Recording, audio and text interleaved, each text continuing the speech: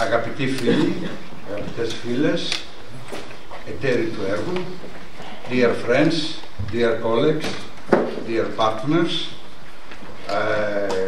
we welcome the final conference of Freshway project.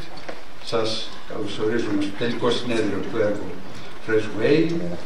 We welcome also the online participant, the Mr. Gianfranco Cataletta, which is the director of the GS of Greece-Italy program, and the other participants from the other partners. Thank you all for your participation. Ευχαριστούμε τον κύριο Gianfranco Cataletta, που είναι ο υπεύθυνος συντονιστής του προγράμματος Ελλάδας-Ιταλία, και τους άλλους εταίρους του έργου. We will start giving the floor to the president of Preveza Chamber, Mr. Ioannis Bouris. Ξεκινάμε δίνοντας το λόγο στον πρόεδρο του Επιμελητηρίου Πρέβεζας, κύριε Ιωάννη Μπούρη. Κυρίες και κύριοι, φίλες και φίλοι, αγαπητοί φίλοι εταίροι, σας καλωσορίζω στη σημερινή τελική συνάντηση του έργου Freshway, του ΕΝΤΕΡΕΚ, με το ακρονίμιο Freshway. Freshway, λοιπόν, ένα έργο στο οποίο το Επιμελητήριο Πρέβεζας είναι εταίρος. Είναι το πρώτο έργο, είμαστε ιδιαίτεροι χαρούμενοι και περήφανοι. Είναι το πρώτο έργο ΕΝΤΕΡΕΚ το οποίο στην ιστορία του συμμετέχει το Επιμελητήριο Πρέβεζας. Ένα έργο το οποίο φτάνει στο τέλος του, και να αναφέρω επιγραμματικά για όσους δεν γνωρίζουν, πρόκειται για ένα έργο το οποίο σκοπός του είναι να μελετήσει τυχόν εμπορευματικές ροές, οι οποίες μπορούν να πραγματοποιούνται ανάμεσα στη δική μας περιοχή, στην περιφερειακή ενότητα Πρέβεζας, και στην περιοχή της Απολίας στην Ιταλία, μέσω του αεροδρομίου του Ακτίου. Άρα αντιλαμβάνεστε, μιλάμε για κάτι πάρα πολύ σημαντικό, και μόνο η έγκριση του ίδιου του έργου σημαίνει πάρα πολλά. Δηλαδή το ότι η Ευρωπαϊκή Ένωση ενέκρινε ένα έργο προκειμένου να μπορέσει να μελετήσει τυχόν εμπορευματικές ροές ανάμεσα στην περιοχή της Πρέβεζας και της Απολίας σημαίνει πάρα πολλά. Εμείς ως Επιμελητήριο έχουμε αντιληφθεί. Ναι. Il progetto Freshway, di cui la Camera di Commercio di Prevesa è socio, è il primo progetto Interreg che si svolge verso la sua fine. È un progetto il cui obiettivo è di controllare e fare uno studio sui flussi commerciali tra Prevesa e Puglia in Italia, con la base dell'aeroporto di Actium. Quindi è molto importante per noi l'approvazione dall'Unione Europea di questo progetto, che, come ho detto, ha come obiettivo lo studio dei flussi tra Prevesa e Puglia.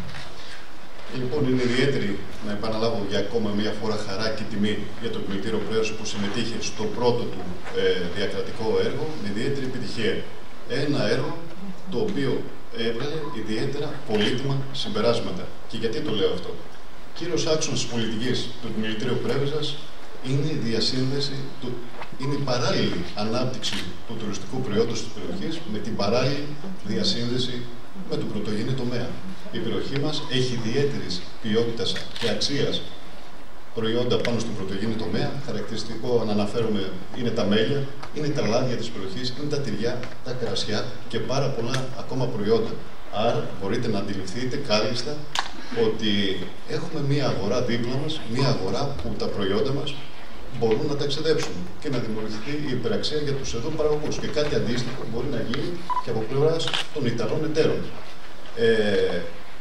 Στο σημείο αυτό θέλω να αναφέρω και μια διαπίστωση ότι στα πλαίσια της χρόνιας πολιτικής της χώρας μας, κύριο αεροδρόμιο εμπορευματικών μεταφορών είναι το αεροδρόμιο της Αθήνας.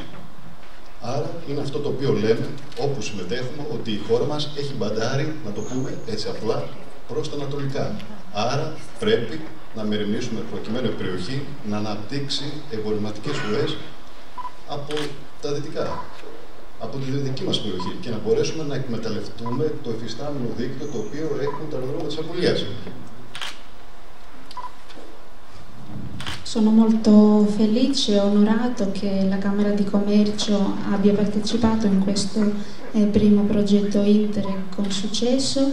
I risultati sono molto positivi, abbiamo questo asse principale di sviluppo del turismo e delle infrastrutture accanto al settore primario. Abbiamo prodotti come il miele, l'olio, i formaggi e il vino locale, ma anche altri, e abbiamo accanto a noi un mercato che potrà dare alla nostra regione un valore aggiunto e viceversa. Anche il mercato italiano può sfruttare questa opportunità nell'ambito della politica del nostro paese. Vediamo che sempre la base è stato l'aeroporto di Atene, quindi c'è stato un movimento verso est, ma questa è un'opportunità di far rilievo anche alla nostra regione e quindi portare lo sviluppo anche verso ovest.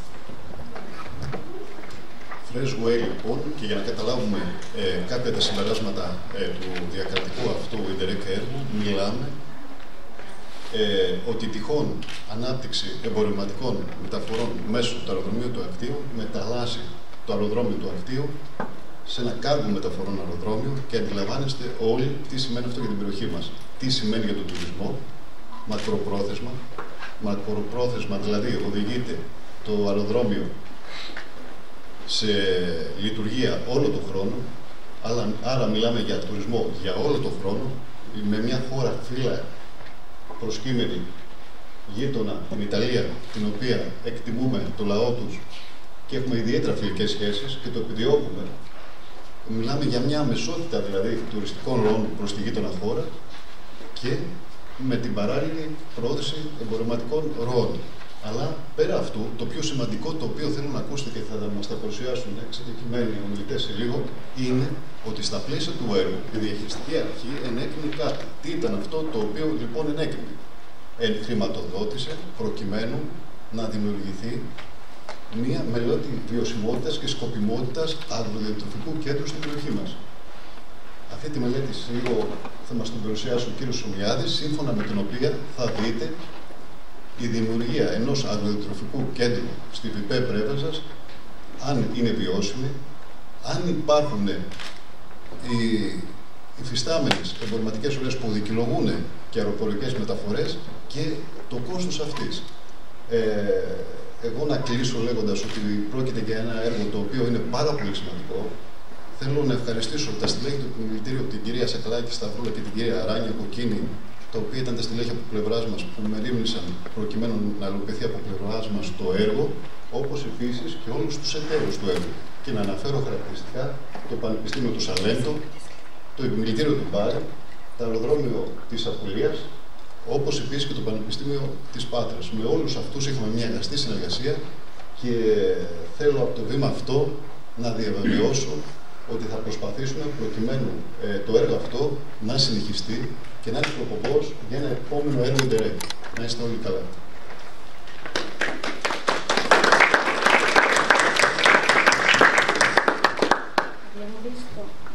Abbiamo visto i risultati positivi di questo progetto Freshway. C'è stato uno sviluppo dei flussi commerciali tramite l'aeroporto di Prevesa, Action, e questo potrà portare anche risultati positivi a livello turistico a lungo termine, perché potremo avere la funzione dell'aeroporto tutto l'anno. Abbiamo un paese vicino, un paese amico, e questo potrà portare allo sviluppo non solo del commercio ma anche dell'attività turistica. È stato molto positivo il fatto che l'autorità di gestione abbia dato il permesso di confinanziamento di un centro agroalimentare nella zona industriale di Prevesa, di cui parleremo più avanti.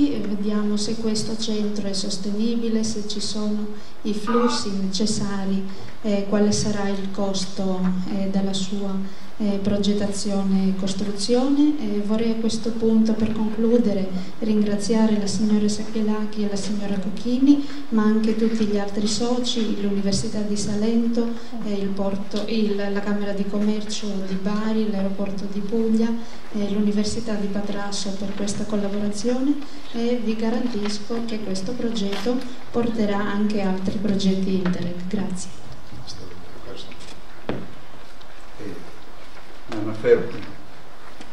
Να αναφέρουμε ότι παρευρίσκονται στην εκδήλωση ο κύριος Ευθυμίου ο Δημήτρης, ο οποίος είναι πρόεδρος των νοικιαζόμενων δωματίων Πρέβεζας και μέλος του Διοικητικού Συμβουλίου της ΣΕΤΚΕ, ο κύριος Ζαφύρης Πύρος, εκ μέρους της ΕΣΥΜ, και η κυρία Τάτσι, ειδικός σύμβουλος του Δημάρχου Πάργας, κ. Ζαχαριάδη. Και ο πρόεδρος της ΔΕΙΑΠ, ο κ. Ζέλας. Και ο πρόεδρος της ΔΕΙΑΠ, ο κ. Ζέλας. Μέλος του Διοικητικού Συμβουλίου. Και εμείς. Ωραία. C'è anche tra noi il signor Eftimiu, il presidente del Consiglio dei noleggiatori di stanze, il signor Spiros, presidente della SIM, la signora Tazzi e il signor Zelvas. Σας ευχαριστώ πολύ. Θα δώσω τώρα το λόγο στον κύριο Gianfranco Gattaletta, coordinator του προγράμματος Interreg Ελλάδος-Ιταλίας. I will give the floor to Mr. Gianfranco Gattaletta, coordinator of the GS of the program Interreg Greece Italy. Dear Mr. Gattaletta, are you going to speak in English or in Italian? Because the interpreter can translate also from Greece to Italy, from English to Italy, or from English to Greek, or from Italy to Greece. In English, of course. Ευχαριστώ πολύ for the floor. Thank you to all of you. Thank you for your kind invitation. I'm very sorry I cannot participate in person there, but I would like to give my greetings to all of you, to all the partnership, to the lead beneficiaries. Aeroporti di Puglia, there are Mr. Pertile, Mario Pertile there. Also, I saw Mr. Abrescia for the Chamber of Commerce of Bari, Mr. Micrano for the University of Salento, of course, the Chamber, the Chamber of Preveza, and also on behalf of the University of Padua, Professor Stefanides. Professor Stefanides is a very he gave us great attention to the issues of the transport sector. So, thank you to all of you. Thank you for your work and for very high level of cooperation between all of you.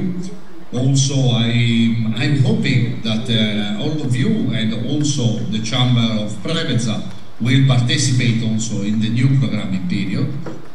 We, as a Joint Secretariat, we are ready to support all of you and all the area of Preveza in order to share, because in the next programming period you will have several opportunities in order to develop your activities, economy, the agro-food sector, and something of tourism, culture, so because your area is very rich of a lot of very interesting things. First of all, I'm trying to share my screen. Just a moment, Mr. Gattaletta, to give the chance to the interpreter to translate it in Greek language. Of course. Oh, no. Okay, no, sorry, excuse me, it is a parallel. Okay. Okay. So, I believe you can see my screen. As you know, we started for the new programming period in order to organize from the last year. We organized the 8th meeting for the programming committee. Unfortunately, due also the restriction for the COVID restriction, only 2 in presence. Honestly, only 1 in presence and 1 in hybrid mode. And we sent in the 1st of April 2022 the program to the European Commission. The European Commission gives some comments informally. and formally at the end of May 2022. Anyway, we solved some issues and we received the final decision of the approval from the European Commission the 8th of September of the 2022, and was a great successful due to the fact we speed up and our activities in order to program the activities during only 1 year, honestly. As you know, what are the news? What are the news about the new programming period? First of all, we enlarged also the eligible area. As you know, with this map, it's confirmed all the area from the Greek part. Also, as you can see, there is also the prefecture of Preveza. But we added also the province of Matera and the most part of the Calabria region, except the province of Vibo Valentia. So, as you can note, it's a very huge area, and also there is a possibility in order to create a strong network in the Adriatic-Ionian area. The region, and also after a dialogue between all the stakeholders in the new programming area, we find some potential of opportunity in the cultural and creative industries, in the tourism, and also in the blue economy, of course. So, we choose also the cooperation we start in order to have a first idea in order to create an area, more competitive and smarter area, also including the support to the SMEs, and also about not only the traditional sector, but also in the digital skills and in the research and the innovation of the area. Also, we find some activities, potential activities, in order to finance it for the climate change, the environment, to defend of the environment, the circular economies, and also for the social and inclusive activities in order to put also a better situation in our program area. And also we will give a look also to the health service and also for the tourism and the culture sector. We would like also to improve the governance of the cooperation in our area, and also we will try to find some activities, some project to financing. And also in agreement with the territories, we will try also to have a direct dialogue with some stakeholders of both the countries, of course. Particularly what we planned about the access and the specific objectives. First of all, as I told you, we find some arguments in order we will finance some activities for the competitive and the smart area in Greece, Italy, and so particularly we will give some attention in the developing and also improve the research and the innovation. For one hand, for the other hand, for the digitalization of the citizen and the companies, and also what concerns for the competitiveness of the MSEs and also job creation in the SMEs. What we mean? We mean we will give a look also to some project in order to realize some startup for the younger people, and especially with some activities that the Chamber of Commerce could develop, of course, because it is also their institutional competence.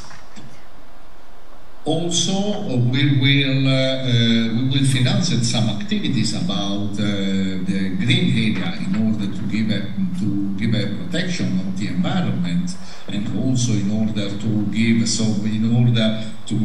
the climate change adaptation, and also in order to have some activities for the civil protection, for the disaster risk protection and resilience, of course, with an ecosystem-based approach.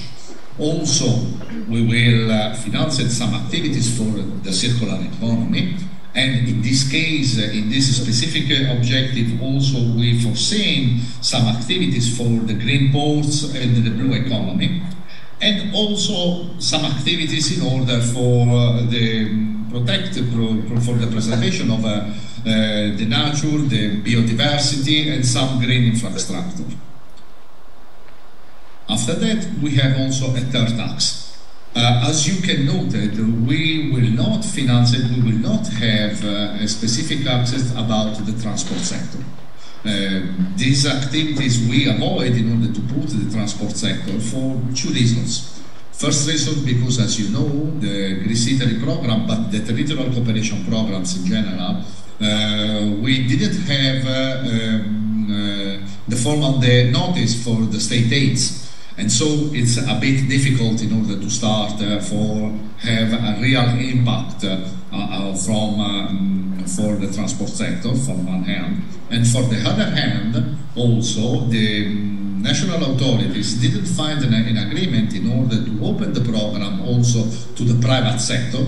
As you know, especially in the transport sector, especially if we are starting to speak about something for the logistic or multimodal activities, the most part of the actors are private, so it's a bit difficult in order to start with some activities in the territorial cooperation. But in every case, we give a look to the transport sector from the green port, and also with some activities about the environment.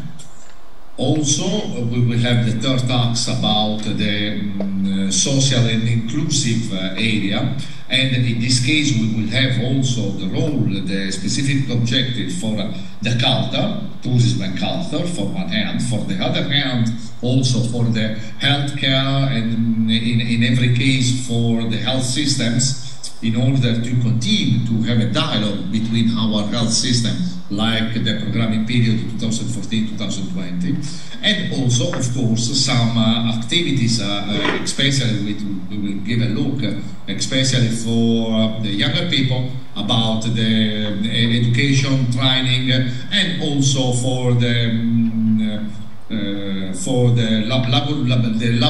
labor market, for the lifelong learning. Also, we will have this increase about this.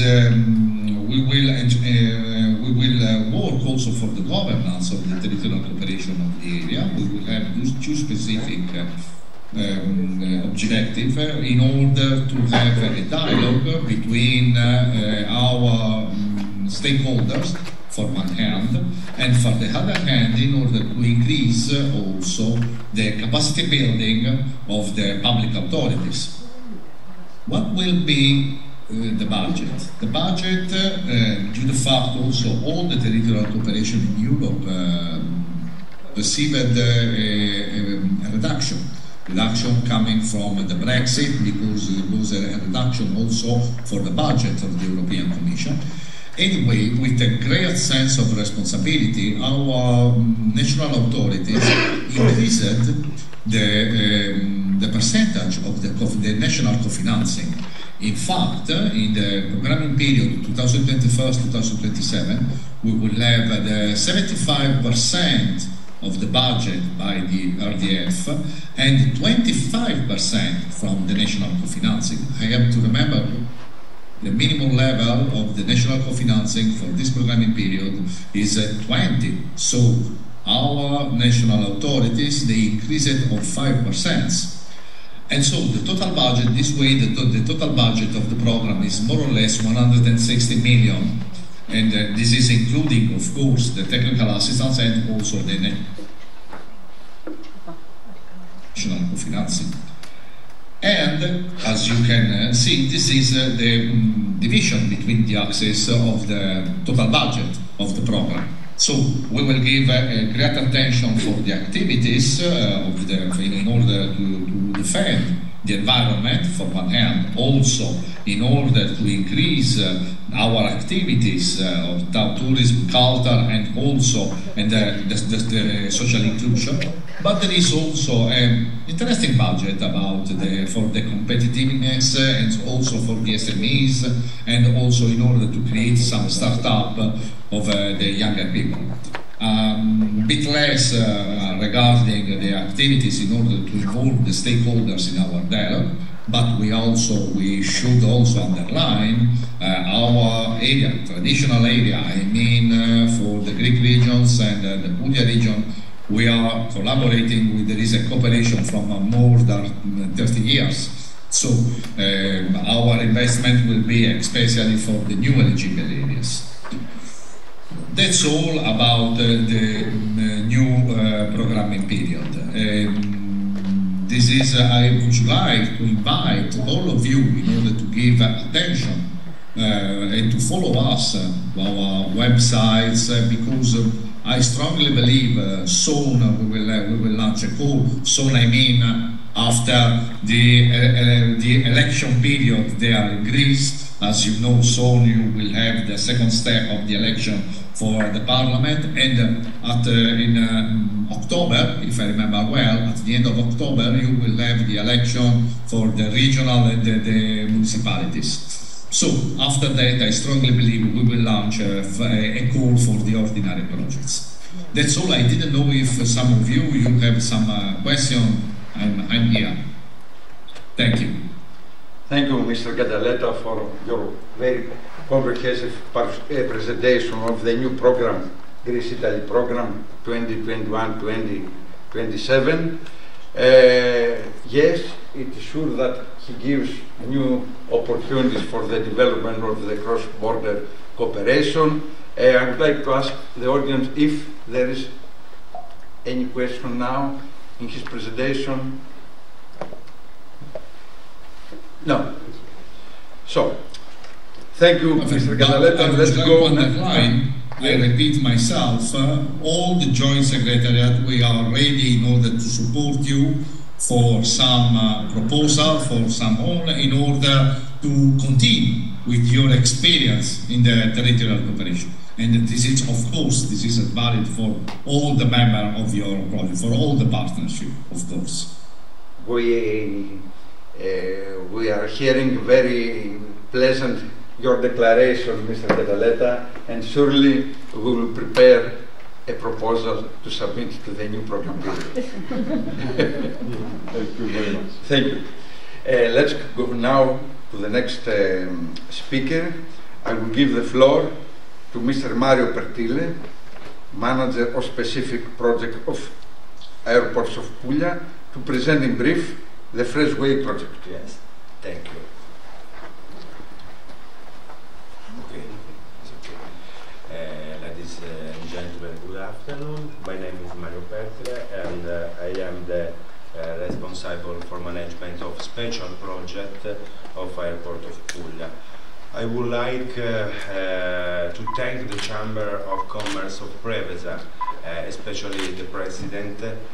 Thank you very much for all and for this evening, and also Mr. Gadaleta of Authority for this overview on 21-27 period. So a very quickly presentation about Freshways project in my quality of lead partner representative. So, Freshways project approved under the first call of the program Interreg Greece 1420 under Axis 3 multimodal sustainable transport system. So, one moment. Okay. First and foremost, the project is co-funded by the European Union through the European Regional Development Fund, as well as the national funds of Greece and Italy. The total budget of the project is over 2.7 million. The primary objective of the Freshway project, yes, thank you, Maurizio.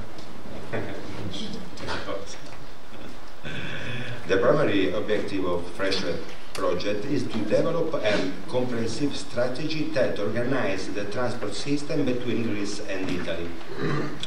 Our goal is to reduce dependency on road and maritime solutions while expanding the range of available connection between these two beautiful countries. The project aims to optimize existing passenger air routes to ship fresh products in the aircraft hold, along with passenger transport between Italy and Greece. Due to the intensifying exchange between Greece and Italy, the project is willing to deepen the connection between the two countries, increasing non-seasonal tourism. At its core, this project aims to revolutionize the existing passenger air routes by utilizing the aircraft holds to ship fresh goods alongside passengers between Italy and Greece. This innovative concept allows us to capitalize on the increasing exchange between our nations, also increasing non-seasonal tourism. So, this slide number 3, duration partners. So the project starts officially 31 July 2018, and it will finish on the 30th of June 2023 now. Since then, we have been working diligently to achieve our objective and create a more sustainable and efficient transport system between Greece and Italy. Freshways is a collaborative effort that brings together a diverse group of partners who share a common vision. These partners include Airports of Puglia as a lead partner, the Chamber of Commerce, Industry, Crafts, Agriculture of Bari, the University of Salento, Department of Innovation Engineering, the Chamber of Commerce of Preveza, the University of Patras, Department of Civil Engineering, and the Puglia Region, Local Transport and Major Project as the associated partner. The objectives of Freshways are many. First and foremost, Freshways aims to foster cross-border collaboration. The aim is to facilitate that the local products of Greece and Italy can be sold and appreciated on both sides of the Adriatic Sea. By facilitating the exchange of this typical local product, we not only promote economic growth but also strengthen cultural ties between our nations. Furthermore, the Freshways project is committed to creating an integrated supply chain. We recognize the importance of the logistic processes to ensure the seamless flow of shipment between Italian and Greek producers. Environmental sustainability lies at the core of our project.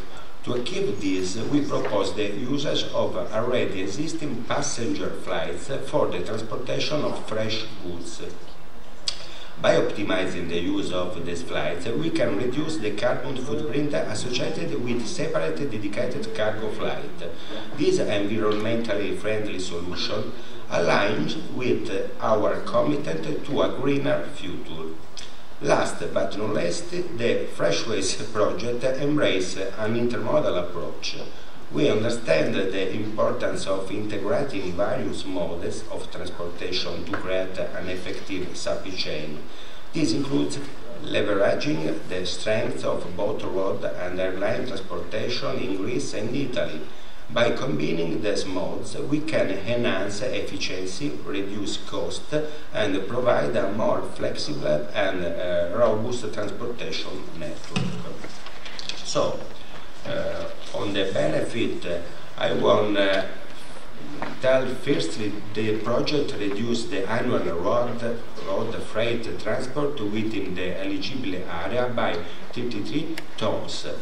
By doing so, we effectively minimize the need for intensive maritime and road transport solutions. Secondly, Freshways aims to enhance travel and tourism between our two countries. And another key benefit of our project is the development of an integrated system that optimizes freight management logistics to and from airports. Lastly, the Freshways project aims to transfer its valuable outputs, results, and best practice to other regions facing similar needs. By sharing our successes and the lessons learned, we can inspire and guide the development of efficient and sustainable transport solutions in other parts of the world. Lastly, I am thrilled to share with you a significant milestone achieved by the Airports of Puglia as the lead beneficiary of the Freshways project. We have successfully renovated a state-of-art hangar within the premises of the Bari Airport, dedicated to the storage of goods and fresh products. With the completion of this hangar, we have created a dedicated area within the airport that is specifically designed to accommodate the storage, checking, and preservation of fresh products intended for transport by flights. Now, my colleague, Engineer Andrea Di Turi, will present you a more in-detail description of the hangar and the work that Airports of Puglia has done. Thank you for your attention.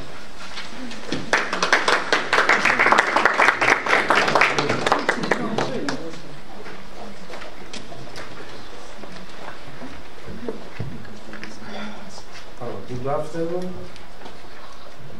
My name is Andrea Di Turi and I am the project manager and energy manager of Airport of Puglia. I am glad to present you all today the hangar restructuring intervention that has been carried out of the premise of the Bari Airport under the Freshways project. The object of this strategic intervention of the Airports of Puglia was to implement sustainable and economically beneficial integrated transportation methods for the relevant cooperation area, enabling the import-export activities of goods by air to and from Greece. We have identified a specific logistic hub at the hangar located in the airside area of Bari Airport, next to West Aircraft Ramp.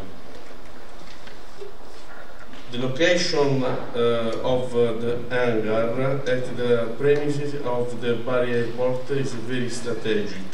Situated in the southeast zone, next to eastern expansion of the aircraft ramps, the hangar's position highlights the operational convenience it offers.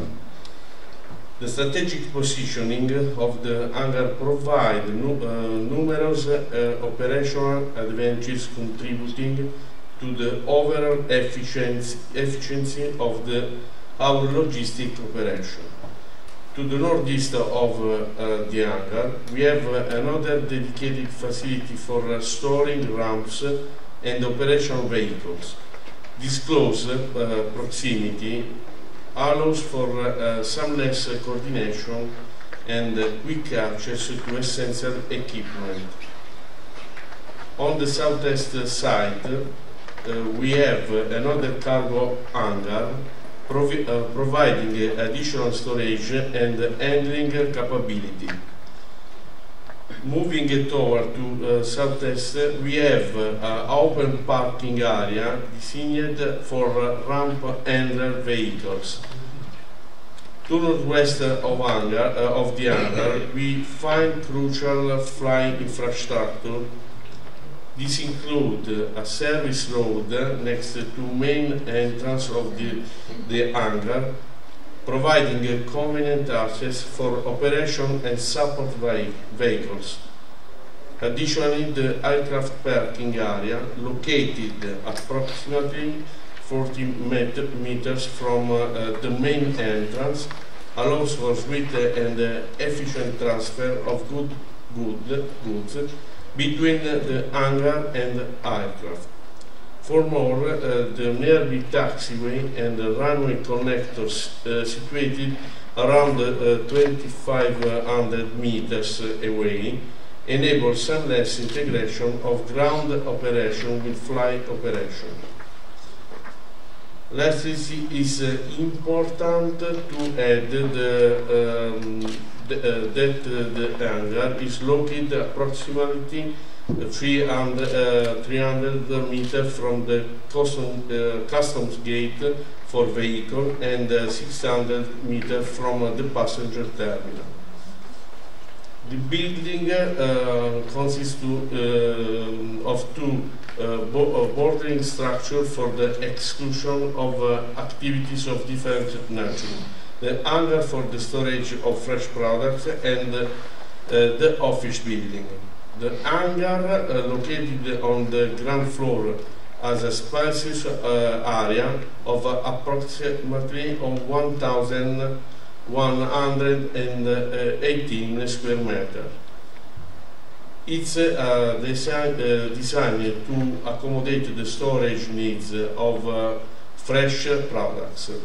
Also, it was a double-pitched roof with a height of around 10 meters and a ridge height of around 12 meters. Next to the hangar is the office building, which is divided in two levels, each serving specific function. The ground floor of the office building was an area of around 415 square meters. This level, with a room height of 5 meters, is primarily utilized as a storage area. Moving to the first floor of the office building, we find a gross surface area of approximately 343 square meters. This level with a room height of around 3 meters is dedicated for office space. The project requirements have highlighted specific interventions that are crucial to the optimal functioning of our hangar facility. These inventions include the division and autonomy of the hangar and allocation of specific area within it.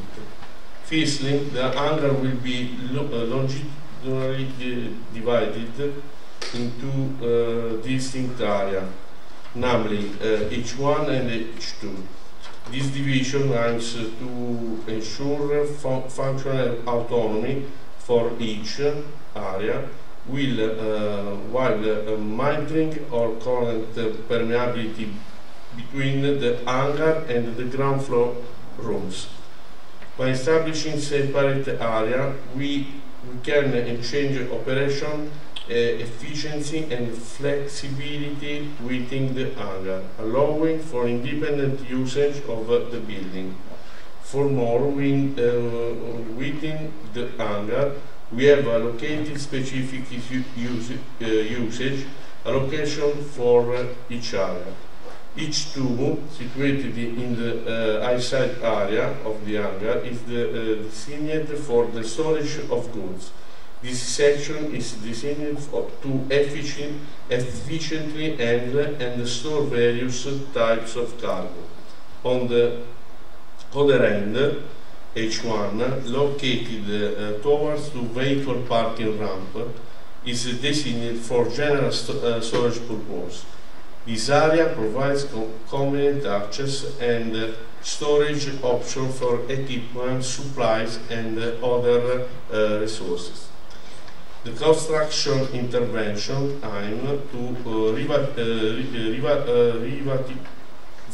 and preserve the building envelope while meeting this distribution and usage requirements. The following interventions have taken place. replacement of windows and doors, revision of plasterwork, repairing the interior space of the office building and the hangar, demolition of the existing structure inside the hangar, reconfiguration of the internal layout of the ground floor rooms in the office building and the hangar, renovation of the bedroom both the ground floor and the first floor, installation of suspend ceiling in the corridor and the area and the office area, roof waterproofing for the hangar. Upgrading the external power supply network, upgrading the primary and secondary distribution of electrical network, installation of the fire detection system to cover the entire building, maintenance and upgrading of the existing active fire suppression system, installation of dedicated CCTV system for surveillance of the storage area, installation of an air conditioning system for office building, installation of fire extinguishing system, installation of sound diffusion system. On the following picture, you can see the state of the hangar after the works have been completed.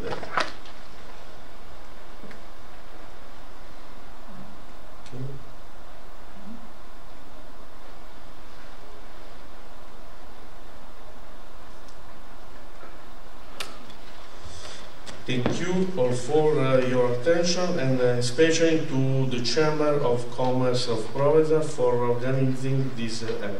Thank you very much. Thank you very much. Yes, your infrastructure are great, and to be honest, this was a motivation for us to develop a business plan for the construction, for the creation of a similar logistics center near the city of Preveza that we're going to present a little bit later. In the meantime, I would like to welcome the delegation of the municipality of Preveza, Mr. Argyris Leonidas, President of the Municipality Council and responsible for tourism, and Mr. Dardamanis Ioannis, Vice Mayor of Municipality of Preveza. In order to save the time, I will give the floor quickly to Professor Dimitrios Vlachos for his keynote speech with title New Generation of Agri-Logistics Centers. Thank you, Vasily. Thank you very much for your invitation, board of the Chamber of Preveza, and all the parties that participate in this project. They asked me to present a few things regarding the new generation of agri-logistics centers. For this, I'm professor at Aristotle University of Thessaloniki, in the Department of Mechanical Engineering, and also director of the Industrial Management Division in this department. And on the other hand, I'm the president of the board of the Greek Association of Supply Chain Management.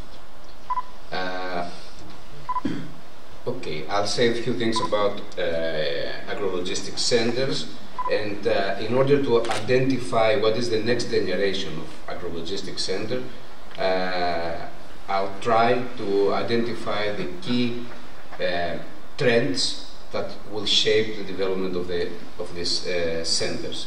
And we all know that the agro-logistics centers are key components of the agricultural supply chains in order to facilitate the movement and storage of agricultural products. And the 7 trends that I'm presenting in this slide is the technological integration, the cold chain management, the sustainability and green initiatives, data analytics and predictive analytics, last mile delivery solutions, traceability and quality control, collaboration and integration. I'll say a few more things regarding the bold, the first and the second, the sixth and the seventh trends that, in my opinion, will be the most important for the shapement of the new generation, the next generation of agro-logistic centers. A few more words before presenting this. I believe that the agro-logistic centers of the future will be more technologically advanced, sustainable, and customer-centered.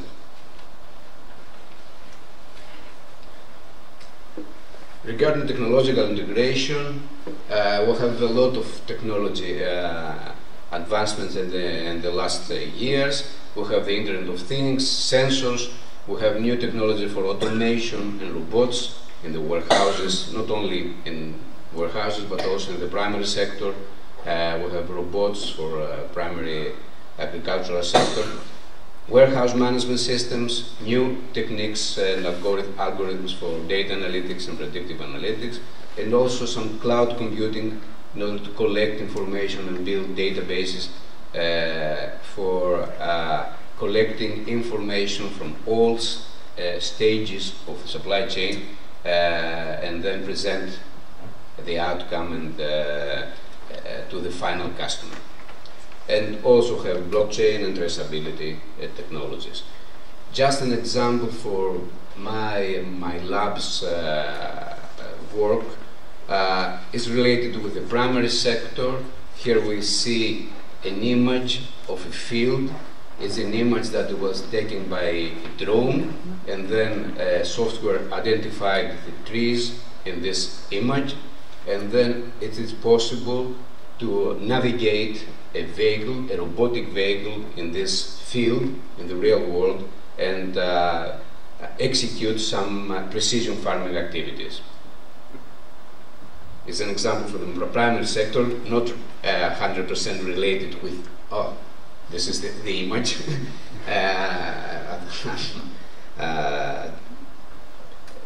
described before, and this is for the primary sector. It is important also for the entire supply chain because some information related, for example, the pesticides used in this farm will be connected to the farm and the products of the farm, and the final customer know about this information when she buys the product. Another trend is the cold supply chains, the cold chain management. Here is very important because we have first the energy issue, which all these cold supply chains or cold warehouses, as we need some energy efficiency measures for this, and there are some new technologies in this. Again, we have temperature control warehouses. We need to have this information, and as an example, we can see here another project that we have with two major Greek companies and two other smaller companies in Greece. Here we can see that we have put tags and temperature sensors in bottles of milk. Perhaps all the Greeks know the Μεγάλη dairy company. And it is possible to monitor the temperature of the product, of this package, of the products from the factory till the supermarket.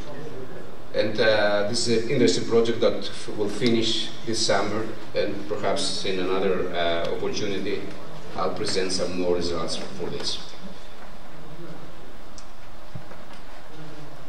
This is all regarding traceability and quality control.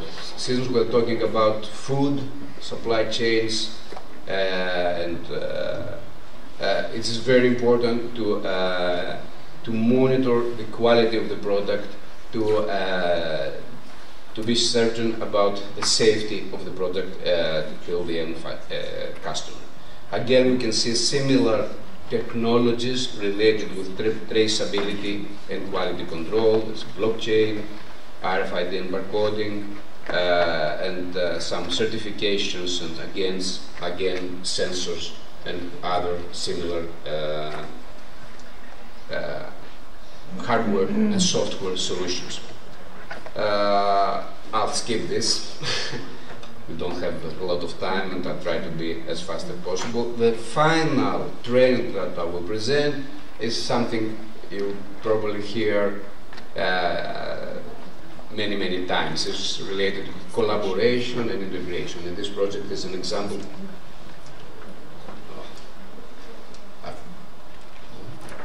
For collaboration and integration. And this project, the Pressway project, is an example of collaboration. But talking about supply chains, collaboration supply chains need to share some information, to plan and forecast together, and it's very difficult.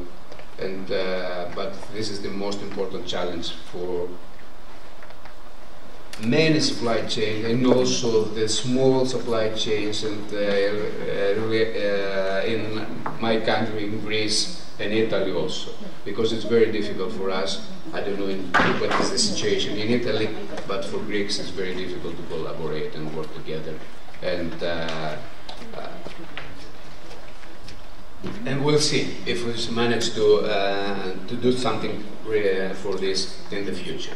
And the example for successful cluster is something that appears in this project, is economic stakeholders together with knowledge stakeholders who try to innovate and build something new, but it's required to have also the public authorities, the general public and the citizens, and perhaps NGOs, non-governmental organizations on board. If all the partners and all the stakeholders are together, then it is possible to succeed in the end.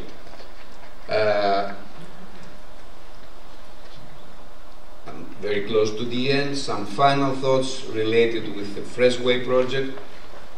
Agro-logistics centers has potential, but we need, as I said before, coordination with public infrastructure, supportive legislative framework, and stable economic environment. The critical roles should be taken by the key players. So we need some large player to start to take the initiative, and then the other smaller players will follow. I'm certain that the private sector is always present if real opportunities exist. And Freshway seems to have all stakeholders on board. Thus, I'm optimistic about this. Finally,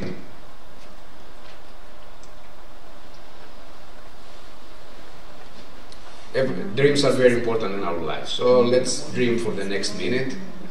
Please, is it possible to play the video?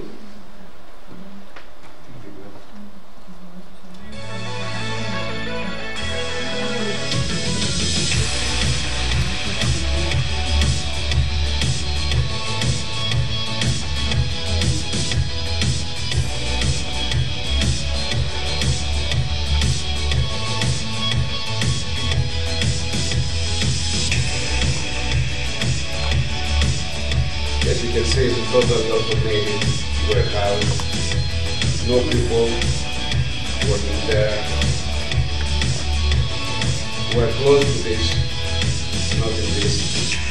There are some examples for this in large companies, we all know Amazon and this type of companies that have fully automated warehouses. There are some examples here. There are certain companies, for example, in Greece, from Thessaloniki, Barbastathis has started a new fully automated warehouse in Thessaloniki, cold warehouse, no people in this warehouse. It is not so far in the future. I believe that we'll have this in mind, but also we need the smaller organizations to try to be better and better in order to have a future for them. So thank you very much for your...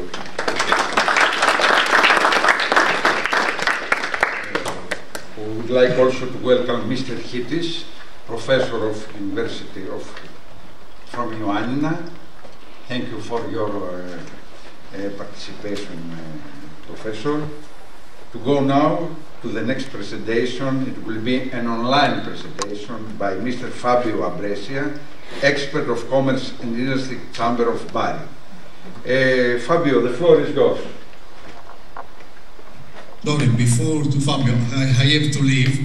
I would like to give my greetings and have this opportunity to have a good work, all of you. I hope to see you and to meet you soon. Bye. Ciao. Bye, Mr. Gadaleta. Thank you. Well, okay. Fabio, we can start. Could you see my screen? Yes. Okay, perfect. Hello everybody, my name is Fabio Brescia. I'm part of the NAPS Lab team, that is the technical assistance of Chamber of Commerce of Bari. It's a pleasure to be here, even if in online mode, but thank you very much to all of you and to Preveza Chamber for organizing this final event. In this presentation we present you what we have done so far in 2019 in our feasibility study. We delivered this report in September 2019, and I would like to underline the great experience to implement this study, because it was a result of really a great cooperation in which all project partners contributed to the final documents, and in which there is a part not only of the both countries, but really different point of view. There was the part of the chambers, the part of the universities. So thank you very much for all partners for contributing to this deliverable. This is a very complex document composed by 18 chapters, so it's a long and complex study. First of all, we introduced, of course, the Freshway project with its goals and objectives, so we presented our expected results, and then we decided to start with a definition of a supply chain. Why? Because the supply chain is the heart of this project, and we explained why it's so important for us, because we explained with this word supply chain how companies could work together, because we had to put together companies from Italy and from Greece. Then we started with the classic preliminary part, so with an analysis of the scenario in which we described all the existing infrastructure and airports in Italy, in all the region, and in Greece, but also the importance of the logistics as an economic sector.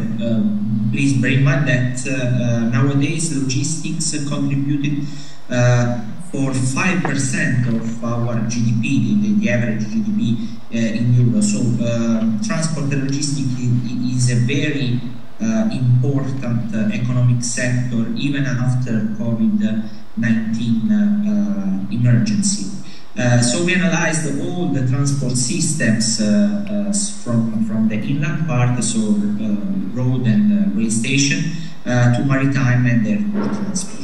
Then we focus on freight air transport, so we analyzed which were the freight air transport and which are the companies dealing with cargo aviation, for example, with a final state of art, with a state of practice. In the 6th chapter, we moved to a more legislative part. With the regulatory approach, we analyzed the directive from the European one to the national one, I mean the national with the Italian and Greek part, with a picture of which is the state of art in terms of technological devices, methods, techniques. All this state of art also contributed to the ICT platform, and was part of the analysis for the ICT platform. That is another very important deliverable to this project that will be this presentation. After that, we moved to another chapter where we defined the future challenges. Future challenges were, in the 8th chapter, was focused on good rail access, the intermodal ports, of course, and the integration into the TEN-T network. So we analyzed how we can integrate the existing solution into the TEN-T network. Then we moved again on the more technological part with the user needs and user requirement with a specific focus on what led to our best solution, that of course was the air transport instead of other type of transport. And then we moved to a more engineering part with some numbers. We have the evaluation part, so in which we focus on the impact from environmental, economic and social point of view. We started with an executive summary, so a preliminary phase of a business plan, the business plan that Vasilis told you before, with the marketing analysis and the SWOT analysis that was quite important to be presented in a specific chapter, the 11th one, where we analyze strengths, weaknesses, opportunities, and traits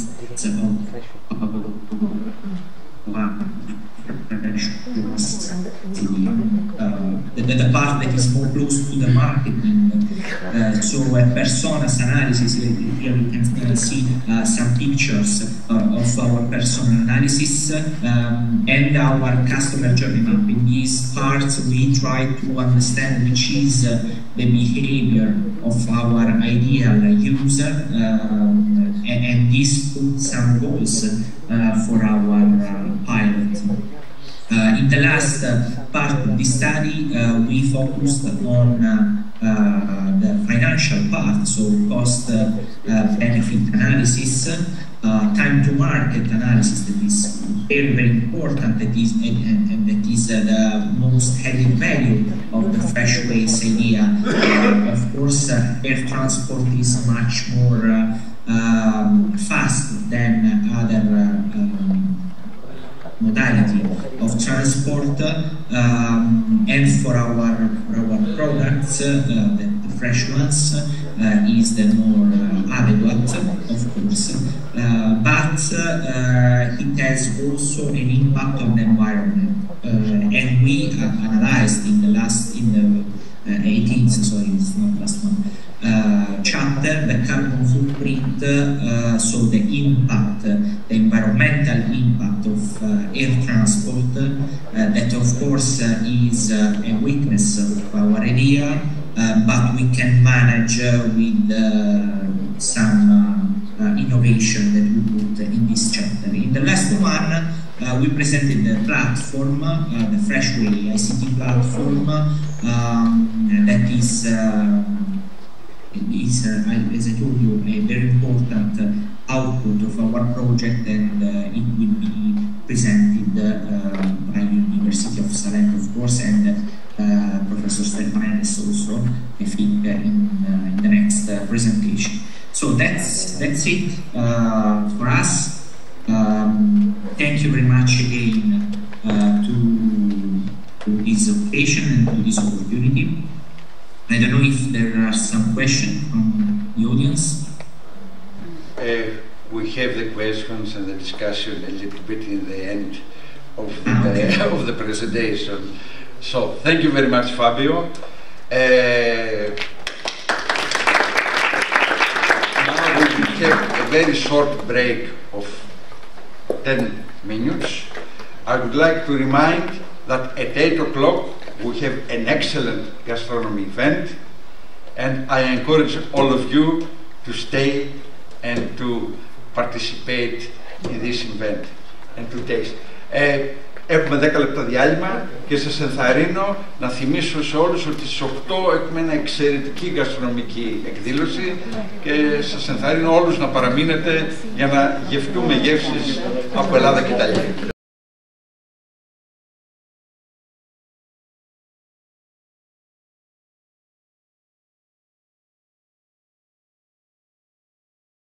Representative of VPEDVA. VPEDVA is the responsible body from the administration of the industrial area of Preveza. Thank you, Mr. Kavakopoulos. You are very active in our project and we are very happy for this. And now I will give the floor to Mr. George Stefanidis, Emeritus Professor of University of Patras. Mr. Stefanidis, the floor is yours. Thank you very much. Thank you very much for having us here today. Also, before I start, I would like to extend to all let's say, hello from the region of Western Greece. The Vice Governor wanted to come here, and because it is very important throughout the period for the region as well. So he finds that there is something that could be of interest, but he could not be here today, so I just extend his salutation. Next, I would like to ask you, would you like me to speak in Greek or in English? Your choice. Your choice. With English language, English. So we will close with English. Okay. I think that almost of all of us, we understand. As you wish. Okay, so we are going to talk about something tangible here that is the result of actual work of engineers, let's say, and this is the platform, the ICT platform. So looking at that, we have to see what the framework is behind this development, and it is that we're all aware that digitalization is now very critical in our businesses, and this is business here, it's not experiment. And our interest is to use digitalization in order to reduce the increasing costs and to be able to look at more itineraries that can be used by our entrepreneurs, including seasonal traffic where that is appropriate, with an emphasis on taking advantage of local products as much as possible, and in order to use efficiently the infrastructure that we have. Okay, so within this framework, it was important to look at the existing supply chain, and you heard already from the previous speakers about the problems that exist between two countries that are so close but nevertheless so far away in certain areas, and facilitate the creation of new opportunities for entrepreneurs by strengthening the supply chain and developing, in this particular instance, the digital platform. Okay, so what are the key features? One is that we are looking at matching demand and supply. So we have the demand for fresh products on one country and then supply in another country, and vice versa, of course. Then we have the need to select a carrier. How do I do that? How do I carry my product overseas? For instance, in Patras, often we have the problem, a truck arrives and the producer says, okay, we're ready, but the truck says, sorry, we're full. And they go to Italy and the producer doesn't know what to do. So looking at how to select carriers that are reliable within the framework that we're discussing for business. And also we have to be able to trace what is happening so that using RFID, GPS or any other appropriate device to be able to track what is going on. Okay, what is, in very few words, what is the basic architecture of this platform that we have developed jointly, of course, with the Italian university. And here are the 4 steps in a few words. So one is, we have, through this platform, we have to, number 1, create an account and a package. Number 2, we have to match and hold space. What do we mean by creating an account and a package? We create an account, define what we have to carry, declare what is the demand, what is the supply, and make a match. As we said, the matching demand and supply. What do we mean by match and hold? We mean, okay, we find a time window. The time window will be given to us, let's say, by the air carrier.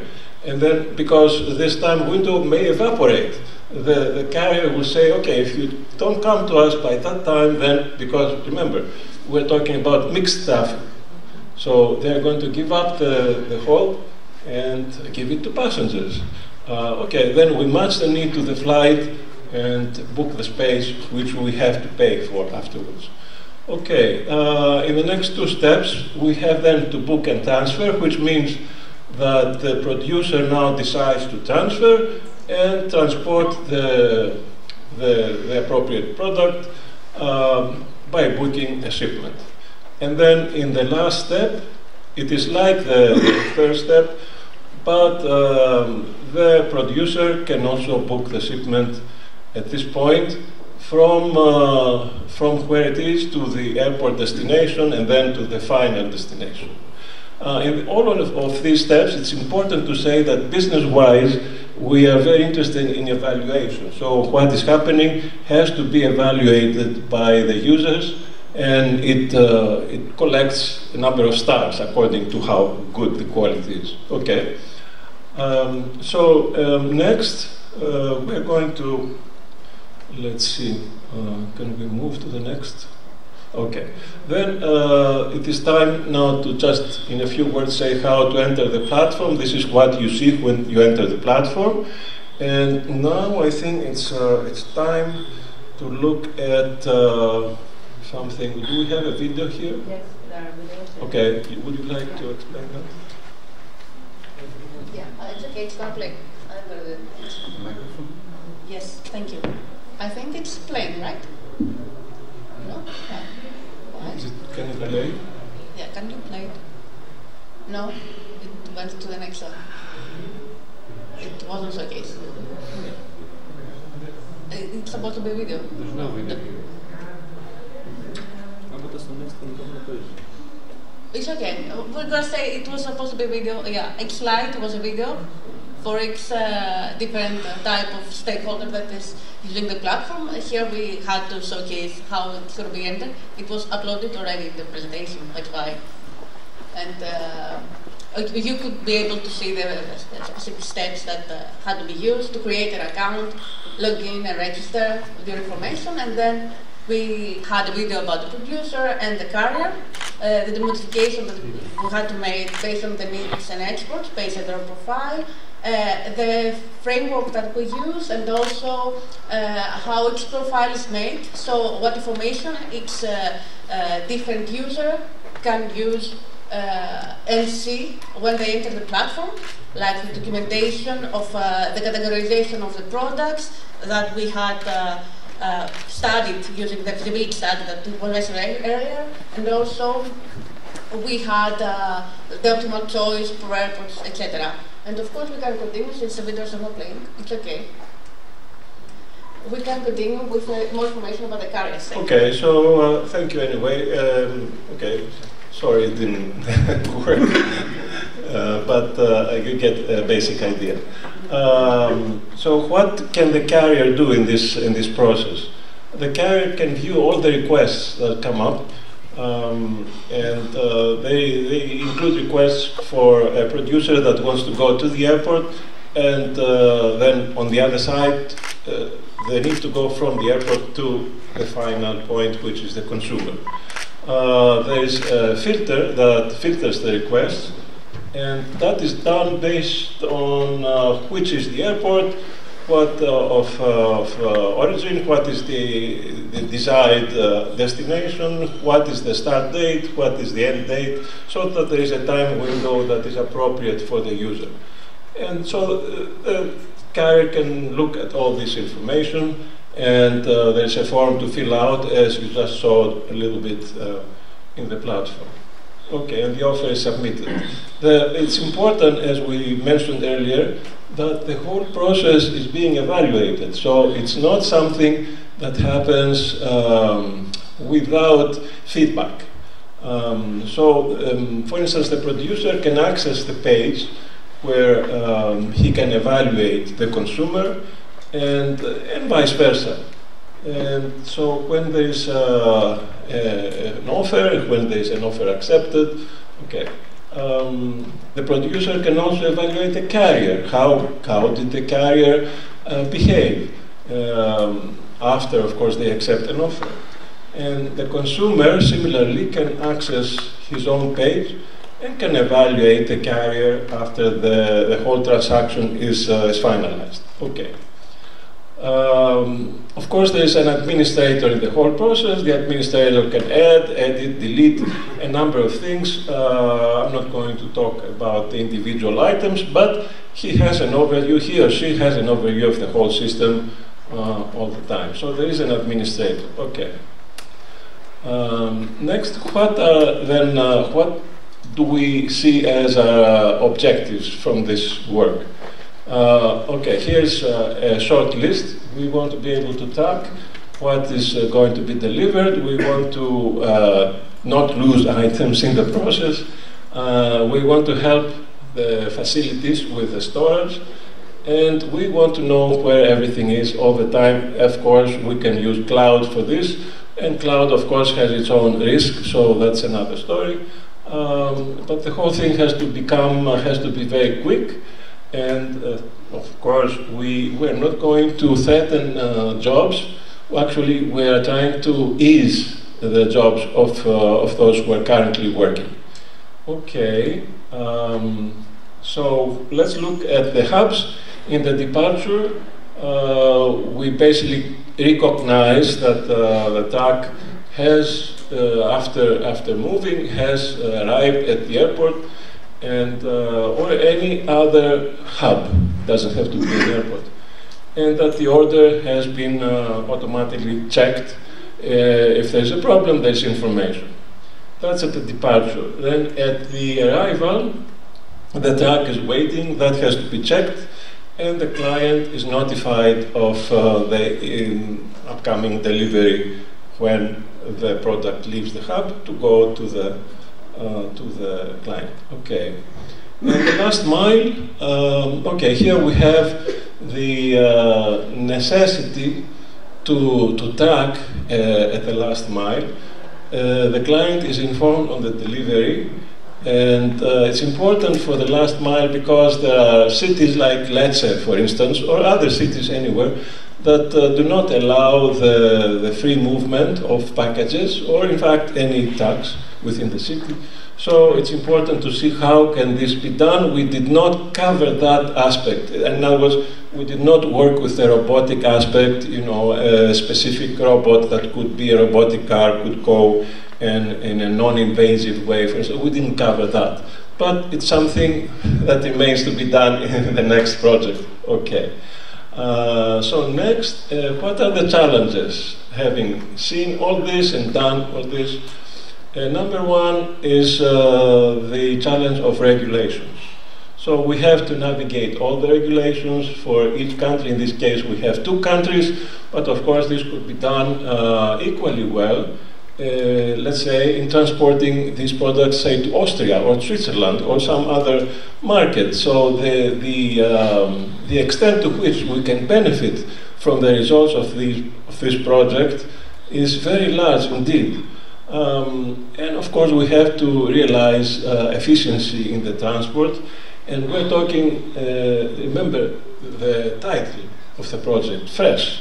So we have to, if we don't guarantee freshness, then the whole thing is a disaster. So let's not forget where we started. That's a challenge. Then other challenges are the necessity to adopt the technology, any appropriate technology. We're not stuck with specific technology. So it could be IoT, it could be just simple GPS, whatever works. But we have to maintain excellent communication, and that's very important, because otherwise we are not going to be able to track and guarantee quality control in maintaining compliance with the standards. Okay. So what are the opportunities now? Having said all that, we have a number of opportunities. This is just to name a few. One is coming to small towns, small cities, medium cities. Preveza, Patras are examples where we can help them to improve the activities, and we can help attract investment. That's important, because the investment will come when the investor realizes that there is an opportunity, there is something that can work out and can actually extend to new applications where they can make money. So that's one. Of course, we have to meet the needs of the local community, because that's where the whole effort started. We wanted, in this case, to help the local community here in Preveza, for instance.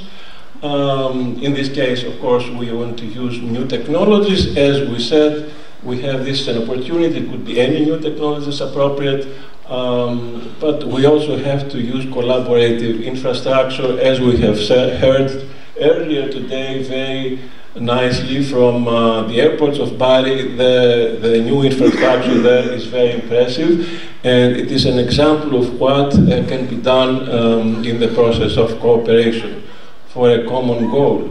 But in the process, we don't forget that we're offering new choices, so we enrich the supply chain, and of course we develop the local economy by providing new opportunities that can lead also to new endeavors following this project.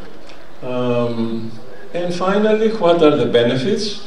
Because everything that we do has to have a benefit. Some of them we hope can be measurable, but let's say here are the expected benefits. We need to have a consistency in what happens, so in terms of time, cost, safety,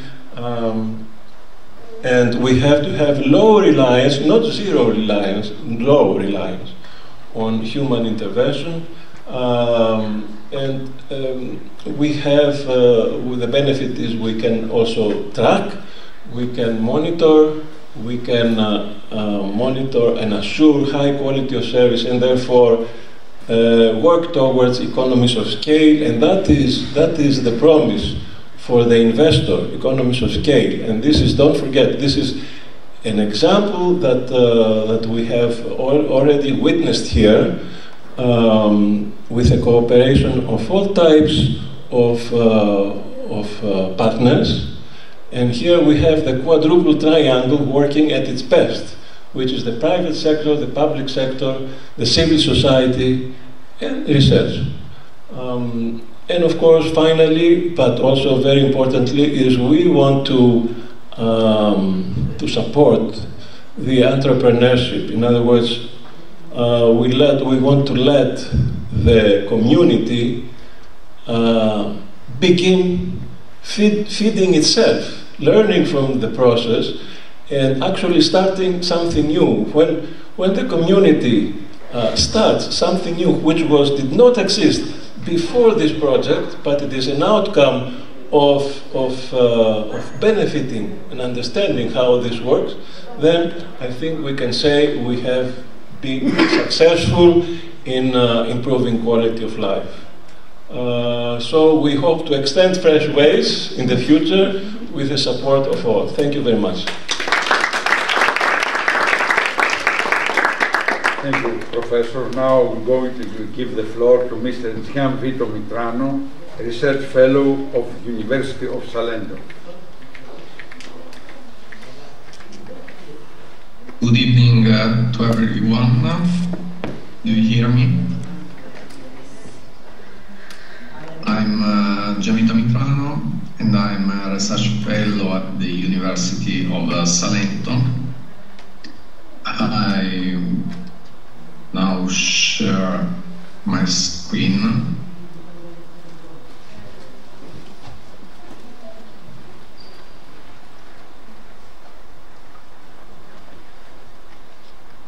Do you see my presentation?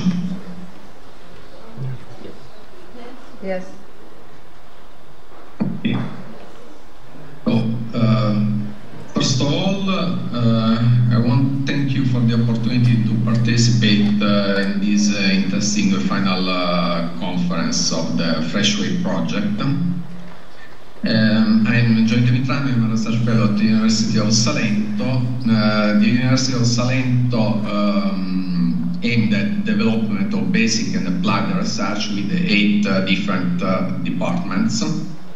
Specifically, I work at the development of innovation engineering, which is involved in several international research projects. An area of interest is precisely the application of ICT in smart transportation mobility. And in the Department of Innovation Engineering is present our research laboratory named Core Lab, with the different research areas which include the smart transportation. The basic objectives of the Freshways research project has been presented previously. I would like to focus now on 2 specific issues related to our research activity. First of all, the optimization of transport resources in the specific available space in the aircraft, although passengers airlines, so how to take advantage of this opportunity. Second, the identification of the specific characteristic of the fresh products in order to optimize the space and time resources in the transport organization. In the context of our work, 3 essential aspects were considered and analyzed. The technological aspect, multimodal and intermodal transport, the need of efficient information flow to the involved actors, regulations about the transport of fresh food is strictly regulated to preserve the value and safety of the products, and the transport sustainability. In this slide, we can see the process. We have analyzed and defined and modeled the product request process and the organization management of shipping with the related actors, the different actions. The University of Salento have designed and developed 3 modules, one for buyers to search products inserted by producers and to support in the choice of the transport mode, for producers to promote and sell their products, and for the product traceability through a mobile app. This is the 3 modules. And this slide, we can see the different actors involved in the platform as buyer, producer, air carrier, and freight forwarder, which can organize the entire process of products transportation with the different carriers. This slide is represent the supply chain, which goes from the request of the product until the delivery of the fresh products. We can see briefly the principal platform functionalities of the method A of the University of Salento. So the register of a new producer. The producer can register on the platform by accessing to the specific section. The page is divided into 2 sections with the user details and company details with all the necessary information. Important section is to create the product. The producer can enter his fresh agri-food products into the platform with all the informations, name, description, and so on. The producer can see the status of a single transaction request. The request can be received, preparing, accepted, or refused. The freight forwarder, a company can register its information on the platform, and by clicking on the request link situated on the main menu, the freight forwarder can view all the requests and he will be able to see and manage them. The freight forwarder can accept or refuse a request by clicking on the specific button.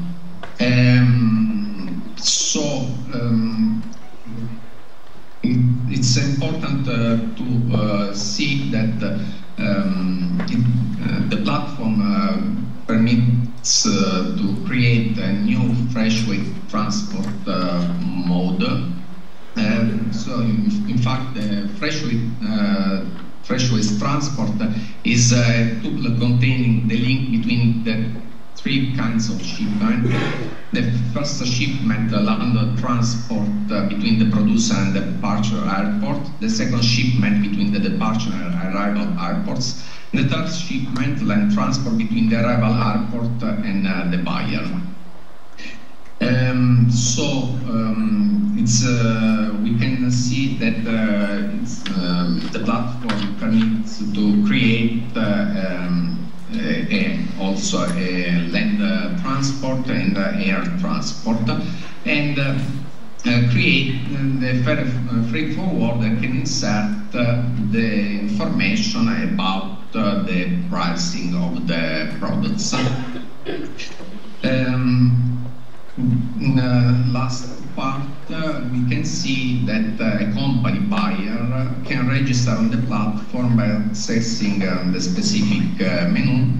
The buyer can search the method A, the products in the platform, and he shares the possibility to filter them based on different criteria. The buyer can see more detailed information about each product on the list. Once the product is selected, once the buyer has selected the product, she will be able to see all detailed information about that product, and he will be able to enter the required quantity so that the platform can calculate the price of the product. And the most important information, the platform can organize and see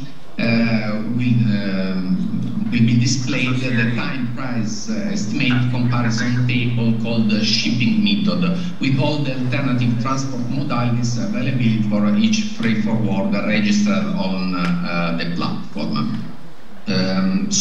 In this slide are represented different alternatives. In this case, the buyer can select the traditional transport mode or the fresh weight transport alternative. By choosing and confirming all this information, the buyer will receive an email with all the information about the transportation. So an email will be received by the producer and freight forwarders. The producer will check if the request product is available on the arrival date indicated by the buyer, while the freight forwarder will evaluate the feasibility of land and air transport. In case both responses are positive, double positive check by the two actors in the platform, the buyer will receive an email with all the information to complete the transaction, the payment outside of the platform. At the end of this presentation, I see the traceability app, which allows allows to manage and control the shipment through a QR code located on the package by the producer.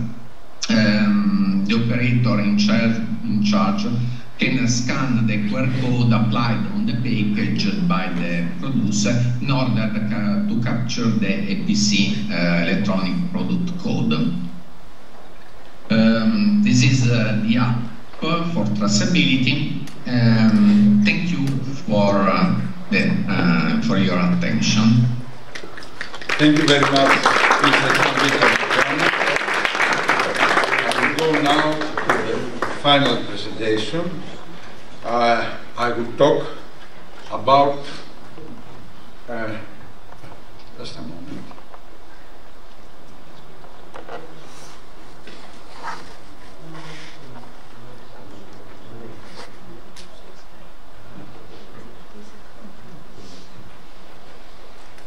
Okay.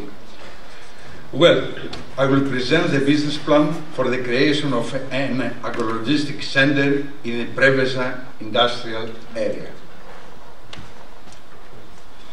The main aim of this business plan was to investigate the feasibility and document the viability of creating new or expanding existing agri-food logistic infrastructure within the industrial area of Preveza, scoping to develop new competitive and environmentally friendly combined transport systems, contribute to the optimization of the interregional freight transport strategy, and to promote cross-border cooperation and sustainable economic development of the region. As you probably know, agrologistics, it is the common point, the common area of two sectors, of the agri-food sector and the logistic sector.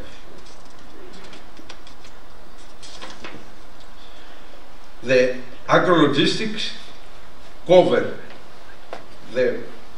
almost all the supply chain local supply chains, starting from after the production and the harvest of the agri-food products until the final consumer. Now, under our study, we take under consideration the Trans-European Transport Network. As you can see, I don't know.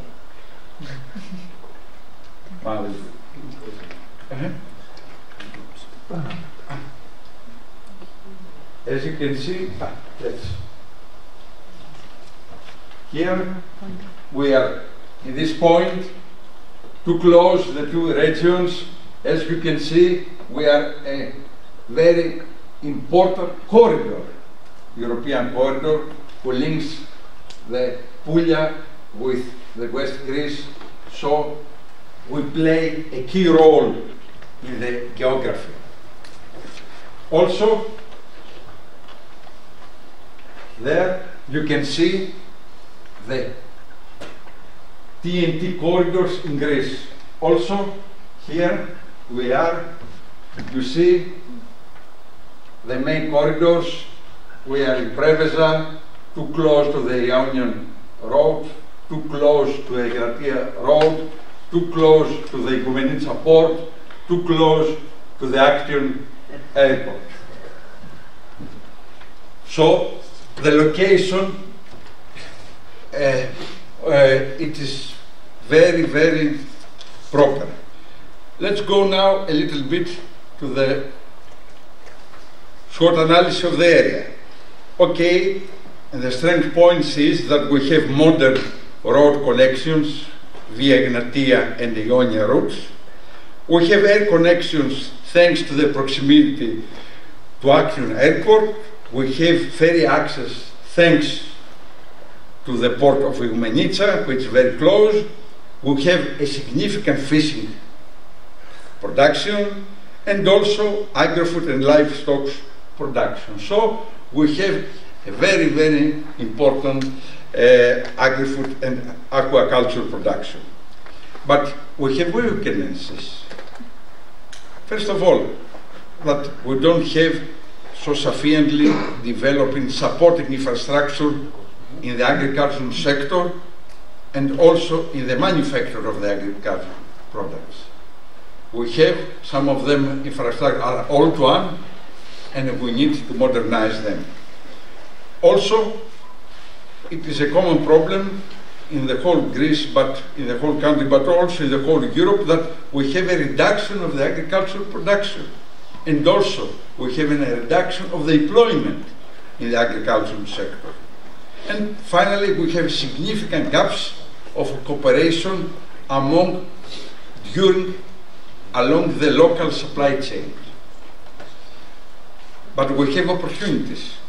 First of all, we can utilize the new funding mechanism of the program period 2021-2027, who can support the upgrading of infrastructure in the agri-food, aquaculture and logistics sectors, and also to strengthen partnership and promote local products to the markets, to the foreign markets mainly.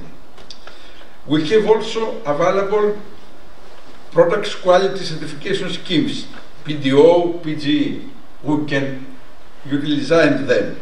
We have products traceability schemes also that we have this opportunity to use them.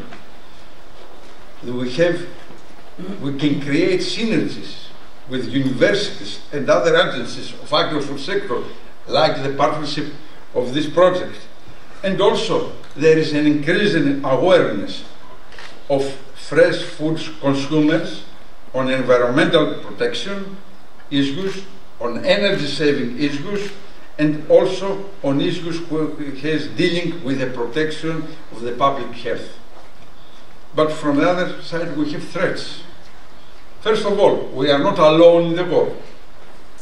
So there is a strong competition from other regions inside Greece, from other countries in the Balkan area or in the broader area. So, because all of them, they want to develop similar logistic infrastructure. There is also a lack of close communication with the markets in order to have the proper information. A low level of smart and sustainable processing and packaging methods of agricultural products, and also a lack of capacity to utilize this funding mechanism from the local producer, from the public authorities as well. So, in the question, which is the potential market of this agrologistics center that we propose, it's very simple. It is the new Greece-Italy cross-border area with potential consumers of 7 million people. So, if you see this,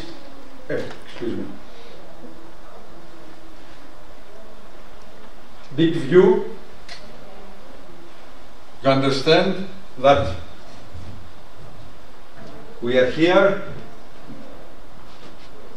our friends that are there, so this action of transport of agri-food products is very, very crucial to the whole area of the, as I say, 7 million consumers. So, it is not a matter to develop an agri-logistics center only for the needs of the prefecture of Preveza. Our mission, our vision is broader because we want to develop in the area a cross-border, really agri-logistics center. Here you can see where it will be located. You know, industrial area, Preveza. As you can see, the Ionian route is closed. The airport is very closed. Igoumenitsa is here. So it is a, let's say, a strong point, geographical point that connects, that it is very close to different transport means. This is a map Mr. Kavakopoulos knows here of the industrial area of Preveza. As you see, there are some, many available land to establish such kind of agri-logistic center. We developed two scenarios in order to study, to investigate which is the best one. The scenario A, we speak about a regional agro-logistic center that will cover not only local prefectural needs, but a wider region as I have described. This was finally the preferred scenario. The other scenario B, the smaller, refers only for an agro-logistic center in the framework of fresh-way intermodal transportation. But from the numbers, we calculated that scenario A, the biggest one, it is the more feasible. Critical risk parameters. First of all, the critical parameter is the magnitude of flows that will be passed through the center. As many as quantities of products could be magnitude to the business, to the agro-logistic center, as more feasible and easy. And the other parameter is more important. This parameter is more important in scenario A, as I described, since it is directly affects the feasibility of the project. The main services of this proposed agro-logistic center: custom storage, free storage, transportation services, export promotion, manufacturing and value-added services, technological promotion and quality control services, like the platform that we have described, commercial exhibition, and other supporting services. Now, let's say the main data of this agro-logistic center. First of all, we propose a size of about 11,000 of square meters. Half of them are closed spaces and half of them, more or less, are open spaces, with an annual capacity of 125,000 of tons of cargo, or correspondingly of 342 tons per day.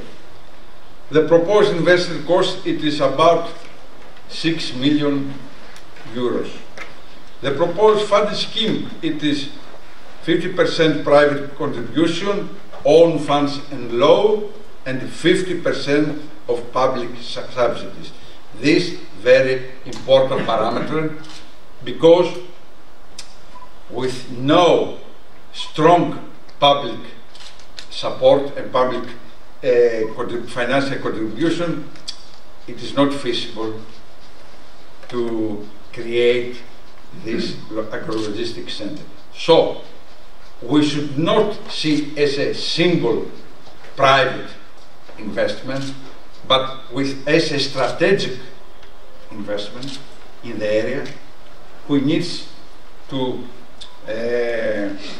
has the maximum of the public contribution according to the our national development investment law. The maximum is 50%. So, without this percentage, it is not so feasible, this investment. The positive total net present value, it is about 2 million euros after an operation of 10 years. And we estimate the creation of 20 new jobs. Typically, you meant 2 billion. You meant 2 billion, not 2 million. 2 million. 2 million. 2 million? 2 million, yes. All right. We'll be very happy if it was 2 billion. This is a typical layout of our proposed agro-logistics center. There is a waste management section, custom and free storage space, storing and packaging space, offices, of course refrigerators, because we have fresh foods. Here we can see it in a 3D layout. That's our proposed business agro-logistics center. Again, Mr. Kavakopoulos, what do you think? Can we find a land to locate it? We have a lot of land. Ah, okay. As I have told you, our funding scheme, it is this: 10% private funds, 40% loan funds, and 50% public funds from a funding mechanism like the Recovery and Resilience Fund. Conclusions. The establishment of this center is realistic in terms of possibilities, institutional, financial, and scientific. It is compatible in terms of international practices, and finally, is feasible even with moderate achievement of sales targets. So, we are very glad that we finalized this job. It is a study in the hands of the Prέβεζα Chamber. It is in the hands of the local authorities to promote it for funding to the new program. We will be very close to you for any more detailed study that we need to make if we start to develop it. Thank you very much.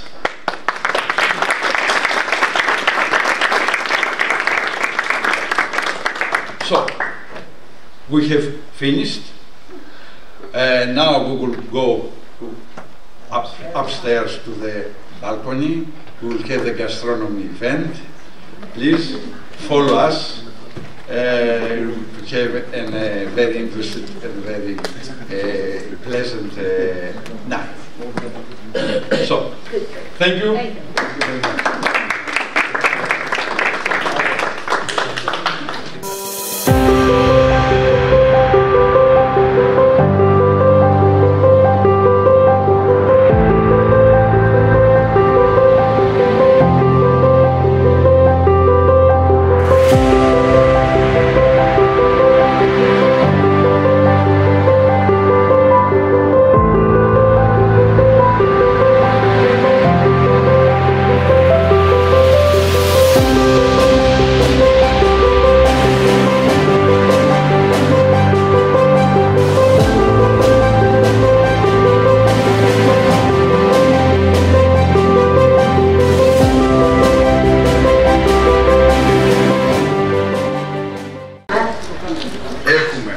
Μαζί μας δύο εξαιρετικούς σεφ, ένας από την Ελλάδα, ο Γιώργος Παλσίδης, και ένας από την Ιταλία, ο Πασκουάλε Ρέντο, οι οποίοι θα μας επιδείξουν, θα μας πούν αυτοί τι θα μας επιδείξουν. Που είναι και ο Πασκουάλε. I will tell them also in English language. Thank you very much for your participation in this gastronomy event. The main aim of this event is to promote the common Greek-Italy cuisine. So we have two chefs, one from Italy and one from Greece. The Italian chef is the Pasquale Lembo and the Greek chef is George Palsidis. Both of them are too well known, well attractive. Thank you, Mr. Alden. So, the floor is yours. The cuisine is yours. Okay, we will start. Επειδή είναι η ώρα για φαγητό, συνοδεύσουμε τη συζήτησή μας με φαγητό. Ξεκινήσαμε με ένα ορεκτικό. Ναι. Ξεκινήσαμε με ένα ορεκτικό. Τι καλύτερο ορεκτικό από ένα ούζο από Πρέβεζας, με λεμόνι από την περιοχή, νιόσμο, λίγο μέλι και ένα αυγοτάραχο το οποίο ήταν εξαιρετικό. Έχω το σκονάκι μου εδώ από τον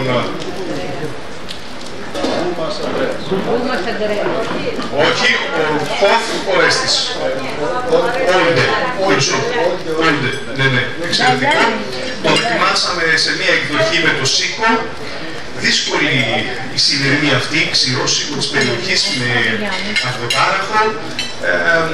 Περισσότερο θα λέγαμε οι Ιταλοί, επειδή το έχουν κάτι εξευγενισμένο και σαν ορεκτικό, πιο συνήθι στην γαστρονομία τους, πήραμε τη συνταγή, με τοπικά προϊόντα αποδείξαμε ότι μπορούμε να έχουμε υψηλή γαστρονομία, υψηλό ουμάμι, αυτή η γεύση ουμάμι που παρουσιάζεται συχνά, για να φτάσουμε αυτό το αποτέλεσμα στο απόγειο της γαστρονομίας. Αυτός είναι ο σκοπός της συνάντησής μας, να συνδυάσουμε τα προϊόντα, τα τοπικά, μαζί με τεχνικές από την Ιταλία και βεβαίως να ανταλλάξουμε απόψεις σχετικά με το ότι μαζί μπορούμε καλύτερα. Έτσι και το πρόγραμμα αυτό, το Fresh Ways, θέλει να αποδείξει ότι τα φρέσκα προϊόντα είναι πολύ δυναμικά και όταν έχουμε ανταλλαγή τεχνογνωσίας καταφέρουμε έχουμε πολύ καλά αποτελέσματα. Θα παρουσιάσουμε ένα μενού. Ένα μενού με μία μίξη ιταλικών προϊόντων και ελληνικών. Pasquale will make the translation, so give me some seconds to be back. Και θα δούμε αυτή τη μίξη σε ένα μενού κάθε της γευσηγνωσίας με έναν ίνο. Εφόσον δοκιμάσαμε το ούζο και θα κλείσουμε με ούζο. Αυτό δεν είναι τόσο συνήθις σε ένα μενού γευσηγνωσίας. Παρ' όλα αυτά πρέπει να υποστηρίζουμε τα προϊόντα μας και να κάνουμε τέτοιους συνδυασμούς αρμονικούς, ώστε να έρθει στο απόγειο η γεύση. Εκτός από τη γεύση όμως, δηλαδή την οργανοληπτική αντίληψη που έχουμε για τα ειδικά μας προϊόντα, είναι καλό, και βέβαια και τα ιταλικά, είναι καλό να μιλήσουμε και για τη διατροφική αξία αυτών, που είναι πάρα πολύ σημαντική. Όλοι μιλάνε για την μεσογειακή διατροφή. Γιατί είναι τόσο σπουδαία η μεσογειακή διατροφή? Λέμε, είναι σπουδαία. Την ακολουθούμε. Είναι τόσο εμπλουτισμένη, έχει τόσα λαχανικά, όσπρια, ελαιόλαδο. Ξέρετε, ζούμε μια εποχή που μιλάμε συνέχεια για αντιοξυδωτικά. Αντιοξυδωτικά δηλαδή που ομορφαίνουν το πρόσωπο, που αναπληρώνουν τα κύτταρα και θέλουμε να τα λαμβάνουμε. Δεν χρειάζεται να παίρνουμε χαπάκια με αντιοξυδωτικά. Η φύση εδώ είναι τόσο πρικισμένη που μέσα από τις ελιές της Πρέβεζας και το ελαιόλαδο της Πρέβεζας μας το δίνει απλόχερα αυτό το ωφέλιμο. Συνεπώς, καλό είναι μια καλή πρακτική να βάζουμε ελαιόλαδο στο μαγείρεμά μας, όχι μόνο στην αρχή που τσιγαρίζουμε, αλλά στο τέλος που κρατάει τα αντιοξυδωτικά και βεβαίως τα οργανωτικά αρώματα. Θέλουμε το ελαιόλαδο να έχει τα αρώματα του, άρα κρατάμε το 1/4 του μαγειρέματος για το τέλος. Με ένα τύπο θα ξεκινήσουμε αυτό. Το ελαιόλαδο είναι πολύ σημαντικό για την ελληνική διατροφή και για την ιταλική. Το χρησιμοποιούμε, πρέπει όμως να μάθουμε να το κάνουμε σωστή χρήση. Οι ελιές εκπληκτικές, 5 ελιές πάνω για τα αντιοξυδωτικά, όσα αντιοξυδωτικά και να πάρουμε είναι καλό. Υπάρχει μεγάλος δώρος για τα κόκκινα φρούτα, τα φρούτα του δάσους. Δεν έχουμε τόσα στην Ελλάδα, παρόλα αυτά όμως έχουμε κάτι καλύτερο που λέγεται ελαιόλαδο, γιατί εκτός τα αντιοξυδωτικά έχει και την καλή χολυστερόλη. Και μιας και μιλάμε για καλή χολυστερόλη, σήμερα το κύριο γεύμα θα είναι λίγο κακή χολυστερόλη, αλλά θα ρίξουμε καλή χολυστερόλη για να αντισταθμιστεί. Πήραμε ένα γουρνάκι με το δέρμα, το ψήσαμε, το βράσαμε μάλλον σε κλειστό, σε μια κλειστή σακούλα σε κενό αέρος, μαζί με γλυκάνισο που χρησιμοποιείται εδώ στο ούζο και φύλλες πορτοκάλια. Η σάλτσα του θα είναι μια σάλτσα πορτοκάλι. Και η γαρνιτούρα, ένας συνδυασμός από κρεμμύδια από την Ιταλία, πράσα, αγκινάρα και πατάτες δικές τους. Συνεπώς θα έχουμε μια μίξη του πρεβεζιάνικου χοιρινού μαζί με τα ιταλικά λαχανικά. Οι Ιταλοί, να σημειώσουμε ότι σαν προϊόντα, όπου και πήγαμε έψιλον, έχουν 1250. Εμείς στην Ελλάδα έχουμε 110. Μακάρι να φτάσουμε τα 1000. Έχουμε 110. μακάρι να δούμε σε αυτή τη διάθεση να πιστοποιήσουμε κερμίδια, σκόρδα, κι άλλο ελαιόλαδο και άλλες ελιές. Είναι πολύ χρήσιμα γιατί αναβαθμίζουν τη γενική εικόνα των τοπικών προϊόντων και βεβαίως των ελληνικών. Θα ξεκινήσει ο Πασκουάλη να φτιάχνει τα ζυμαρικά. Ζυμαρικά τα οποία έχουμε την ευτυχία το συγκεκριμένο να έχει γίνει από ιταλικό σιτάρι, σιμιγδάλι. Παίρνουμε το σιμιγδάλι, συμπληρώνουμε αυγό και φτιάχνουμε αυτό το εξαιρετικό ζυμαρικό. Η πρώτη ύλη είναι σημαντική. Για να πετύχεις ένα καλό ζυμαρικό εξαρτάται 100% από το σιμιγδάλι. Η τέχνη είναι πιο εύκολη. Η Πούλια, η περιοχή της Απουλίας έχει εξαιρετικό σιτάρι και φημίζεται για τα ζυμαρικά της. Παγκοσμίως αυτές οι εταιρείες οι οποίες φημίζονται και εξάγουν την τεχνογνωσία των ζυμαρικών είναι από αυτή την περιοχή, όπου είναι και ο Πασκουάλε.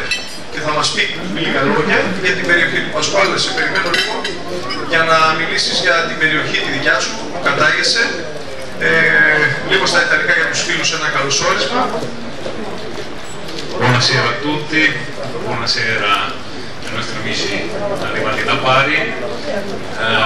Vedendo dalla mia provenienza, io sono pugliese, milanese che è stata poche άμεσα και στα ελληνικά.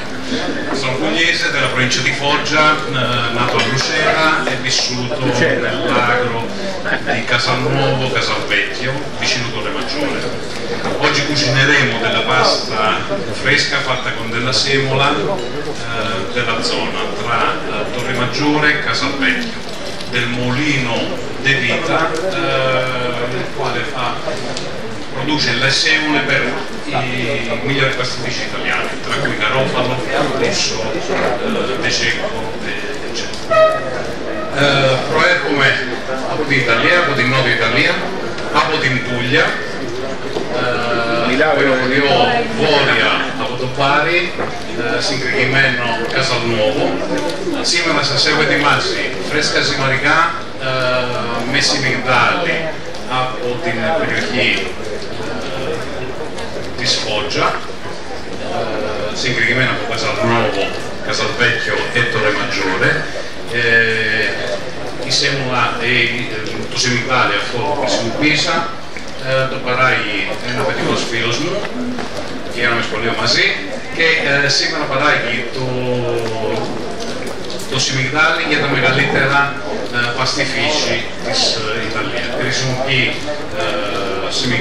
σιμιγδάλι σιτάρι από παλιούς κλόνους και το 80% της παραγωγής είναι βιολογική. Το πρώτο πιάτο, ο σεφ Παλισίδη σας έχει παρουσιάσει τα ορεκτικά που ήδη έχετε αρχίσει να απολαμβάνουμε. Τώρα βγαίνουν, έχετε δοκιμάσει και το κοκτέιλ με ούζο. Εγώ θα σας ετοιμάζω ένα κρύο ζυμαρικό που τα συνδυάζει ανάμεσα από τα ορεκτικά και το πρώτο πιάτο που θα αποκτήσει, που είναι με φρέσκες ντομάτες της περιοχή εδώ της Πρέβεζα, ελαιόλαδο της περιοχή, ένα κατσικίσιο, όχι κατσικίσιο τυρί, αυτό το έχουμε συνδυάσει με μοτσαρέλα ιταλική από το Πάρι. Είναι ένα φτωχό πιάτο, αλλά όπως όλα ειδικά στην κουζίνα, τα φτωχά φαγητά είναι εκείνα που έχουν περισσότερες. Ripeto in italiano,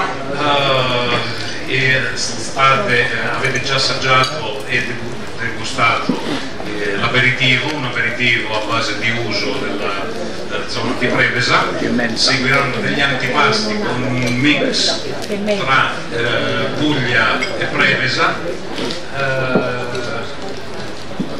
Subito dopo preparerò un primo piatto, sono degli gnocchetti alla crudaiola con delle semole che dicevo poco fa, della zona della provincia di Foggia, dal mulino De Vita, alla crudaiola, quindi un semi-antipasto primo. Subito dopo seguiranno delle chitarre con un ragù di agnello e castrato e concluderemo con un secondo, una rosticciana, una porchetta abbiamo fatto una pancetta di maiale al forno gratinata e aromatizzata con anice stellato e arance per abbinarlo alle due regioni. La zona di Prevesa ha una cultura per la produzione e l'allevamento di maiali e oltre a quello capretti, capre e pecore, quindi abbiamo abbinato i due allevamenti con il primo e il secondo. Αμέσως μετά το πρώτο ζυμαρικό που θα είναι ανάμεσα από το ρεκτικό και το πρίμο πιάτο, σας έχω ετοιμάσει ένα άλλο ζυμαρικό ζεστό, κυρίως με ένα ραγού με προβατίνα και αρνί, συνδυασμένο με ξύλινη ζήτρα της περιοχής, και αμέσως μετά προχωράμε σε ένα δεύτερο πιάτο, ένα χοιρινό τύπου πορκέτα, λακάτο ή κρατινά ξύρο, ψημένο, και μετά θα δημιουργηθεί μια κρούστα, ελπίζω, γιατί είναι στο φούρνο, δεν το λέω, μια ωραία κρούστα με άρωμα γλυκάνισο και πορτοκάλι. Τελειώνουμε με μια πανακότητα με γούζο της Πρέβεζας. Λοιπόν, σας εύχομαι καλή σας όρεξη, να απολαύσετε την υπέροχη βραδιά. Όπως πάντα, ο Γιάννης μας φιλοξενεί με μεγάλη χαρά. Vi auguro buon appetito e sta bollendo, noi partiamo. Buon appetito!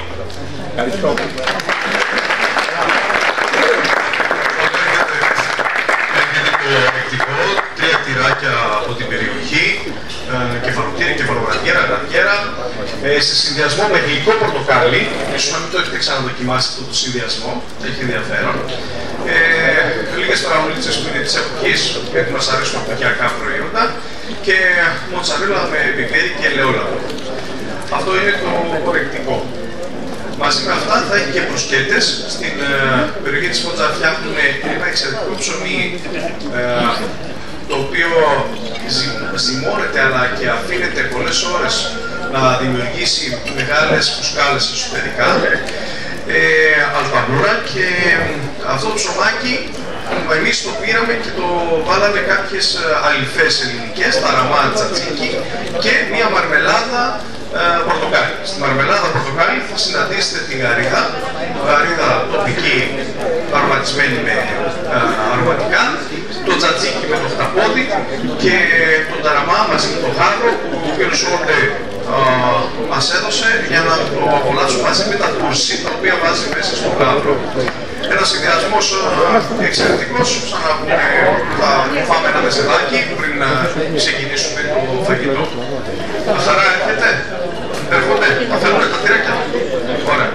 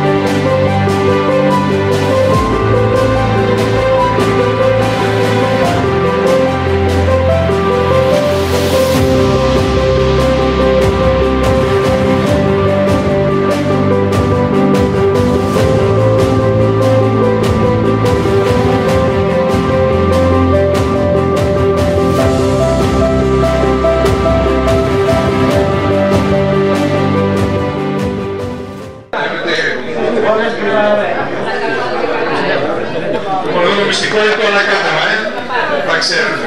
Και όταν υπάρχει συνέργεια, έχω το καλύτερο αποτέλεσμα. Αυτό κάνετε μέσω αυτών των προγραμμάτων. Είναι πραγματικά ουσιαστικής συμβολής. Ανταλλάσσουμε τεχνογνωσία, ανταλλάσσουμε γνώση πάνω σε αυτά τα προϊόντα της αγροτικής και έχουμε εξαιρετικά αποτελέσματα. Για να ανοίξουν 2 λεπτά και ξαναπαίρνει προς τη βράση. Κρέασα από την περιοχή, ζυμαρικά από Σιμιγδάλη της Φώτσα. Ανακατεύουμε, τα ζυμαρικά δεν θέλουν πάρα πολύ ώρα. Μην τα βλέπεις εσύ, δεν πρόκειται έτσι.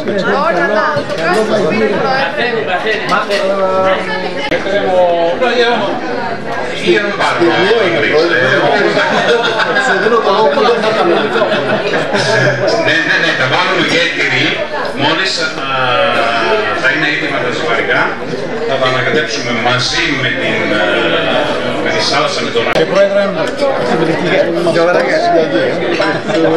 να μην τη χάσουμε.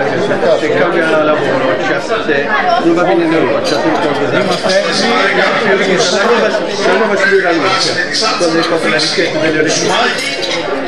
και έτσι θα πάρα πολύ καλό αποτέλεσμα.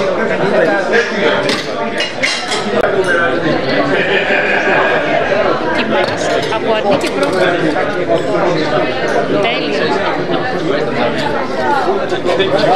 Τα ζυμαρικά φανταστικά. Τα ζυμαρικά είναι με σιμιγδάλι και αυγό από κότες αλανιάτες. Μας βάλε το νερό που αναπτύσσουμε εδώ στα ζυμαρικά. Το νερό που αναπτύσσουμε, το βράζουμε. Εγώ σήμερα δεν το αναπτύσσω γιατί πρέπει να μαγειρεύω το βράδυ με το ίδιο. Εδώ για το μέλι της περιοχής σας. Ακούστε που έχει βραβευτεί στο εξωτερικό για να τα γνωρίζουμε. Ένα εξαιρετικό μέλι. Δάσου περίκυνες. Λοιπόν, όνομα επίπεδο.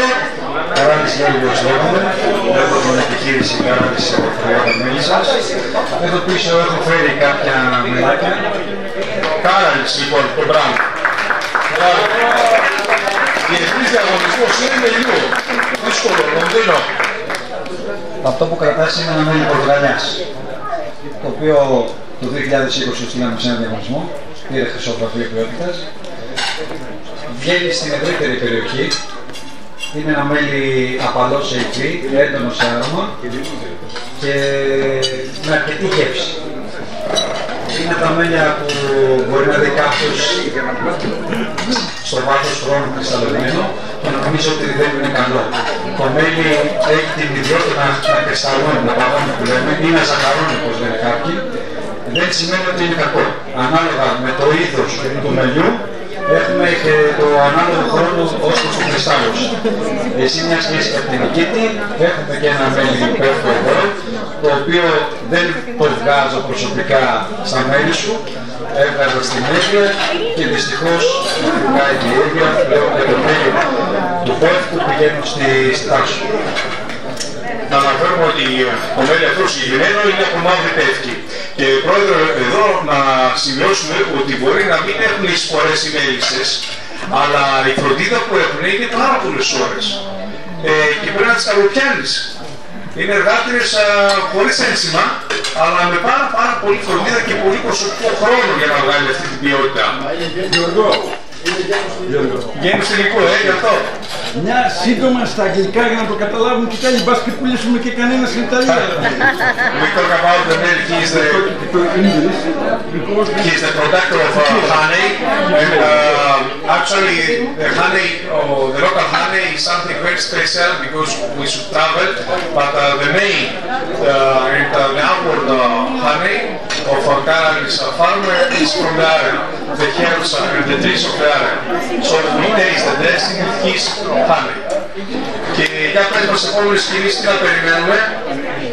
Η αλήθεια είναι ότι τρέχει ένας ακόμα διαγωνισμός και φέτος. Έχω στείλει άλλες 2 ποικιλίες μελιού εκεί. Έχω σκοπό δηλαδή να τις βραβεύσω όλες. Και η αλήθεια είναι ότι είναι οι τελευταίες μου, γιατί μέχρι τώρα έχω βραβεύσει σε 3 συνεχόμενες χρονιές 6 ποικιλίες μελιού, διαφορετικές εννοείται. Οπότε μου έμειναν αυτές οι 2.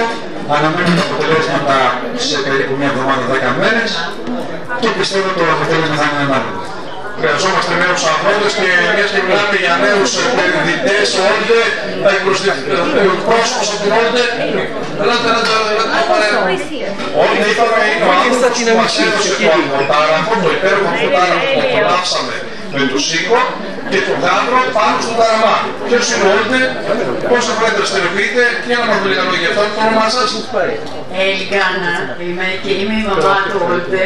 Και δημόσιες σχέσεις. Ο Ορέστης είναι ο γιος μου και έχει την επιχείρηση Ταλιάνη. Είναι το σήμα του παραδοσιακού τρόπου ψαρέματος στην περιοχή μας. Και σήμερα λείπει από αυτή την πολύ όμορφη εκδήλωση, αλλά λόγω ανωτέρας βίας, λόγω επαγγελματικών υποχρεώσεων και τον αντικαθιστώ εγώ, είμαι εδώ, και πρόκειται να απαντήσω σε ό,τι πείτε και ό,τι σας προβληματίζει. Ο Ρέστης, εκτός από τις αντζούγες της, το γάβρο μαρινάτο, τι άλλο παράγει και το βοτάρικο? Η επιχείρηση παράγει σαρδέλα μυρωδικού, χταπόδι, γαρίδα, το αμποτάραχο που είναι το top προϊόν, ο γάβρος ο μαριθαρισμένος σε διάφορες παραλλαγές και σε γλυκόξινη γεύση με σταφίδα, κεντρολίπανο, το σαμπόρο το λεγόμενο, με γάβρο επίσης με ελιά και κόκκινη πιπεριά. Προς το παρόν είμαστε εκεί και στο μέλλον βλέπουμε. Καλή επιτυχία. Λοιπόν, πάμε να φτιάξουμε τώρα τη σαλάτα. First, you will create the greens. Okay, the wild greens. So, here we have the dish. Okay, here is the plate. Okay, so you put it there. We work all together. Okay.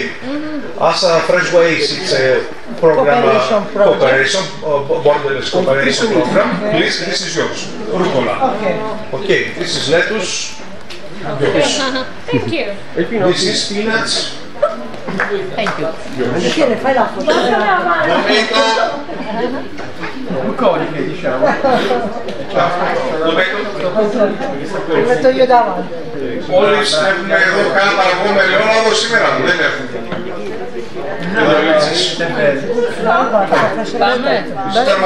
Περιμένετε, θα σας συντονίσω σιγά τα δικά. Είμαστε γύρω-γύρω όλοι, πάτε γύρω-γύρω.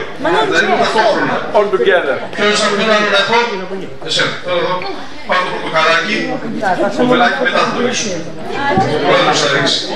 Λοιπόν, πάμε και εσύ γύρω-γύρω από εκεί. Όταν εδώ, μισό λεπτό. Ναι, ρίγα. Εγώ τελευταίος. Στα χέρια ρίγα. Είμαστε όλοι εδώ. Λείπει ένας. Πού είναι και ο θελοντής? Έφυγε, αποχώρησε. Δεν έχεις άλλο πληρωματικό.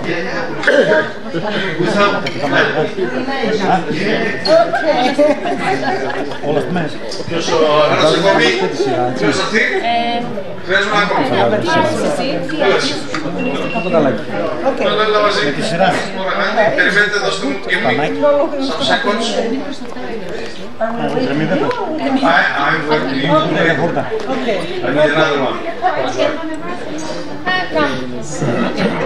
So, we talk about the nutrition nowadays. The best collection is to choose fresh vegetables, isn't it? Okay. The dietitians explain that the best way to join a diet, Mediterranean diet or a good diet, is to create salads with 5 calories. Οι διαιτολόγοι λένε ότι πρέπει να τρώμε σαλάτες με 5 χρώματα. If we combine that Preveza has all these beautiful, tasteful vegetables and fruits, we can imagine that we can create something very special, more than the double ingredients that the dietitian propose.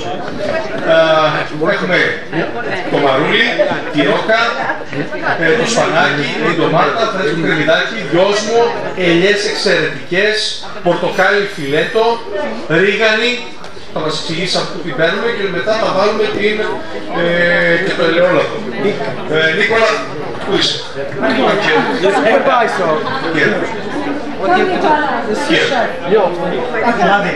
So we have how many units? 1, 2, 3, 4. Nicholas Harixlab. 14 units. Okay. Units, elements. Okay. So we mix up with the salad. Okay. You will take the cloves because you are the mixer. So everybody slowly, because Yannis is recorded, slowly, one piece. Take a portion and wait John to take the... Okay. Everybody, one portion. Continue, slow. Step by step, everybody. Some of the guys, some more. Everybody. Μετά από το dressing θα πει ο πρόεδρος εδώ να δοκιμάσει. This is a salad Μεγάλη Πρέβεζα.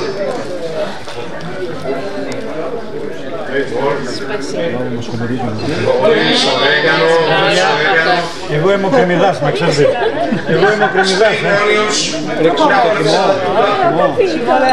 Το θυμό. Θα κρατήσω λίγο στο τέλος να βάλω για θα ανακατέψεις τώρα λοιπόν. Νικόλα And after you open it, okay.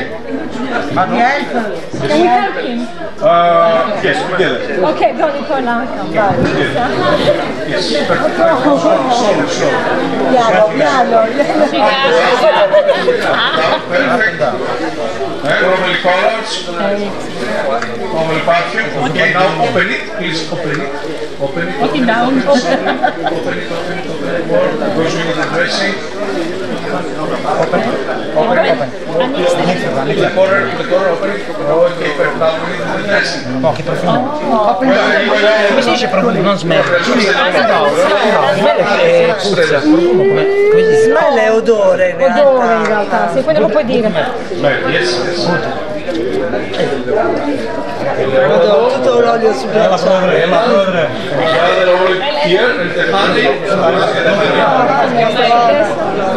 Adesso andiamo.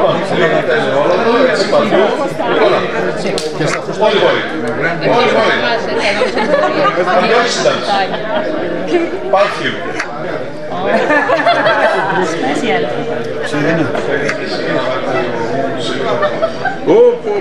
Πάρα πολύ ωραία. I may heard it. I will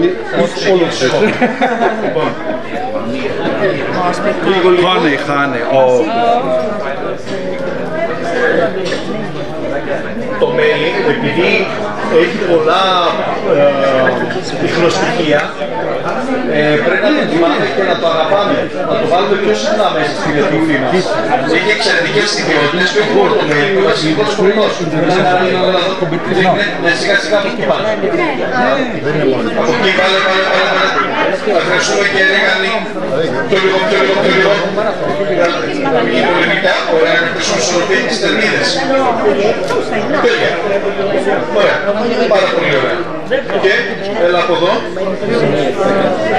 Έλα λίγο κάραμε από εδώ, γραφτεί. Πρόεδρε, κάτσε εδώ μαζί με τον φίλο. Έχει τα μόνα εδώ τα όνοματα. Και άρχισε την Ελλάδα να πεις εδώ. Ξέρεις το Ριγανίτσα.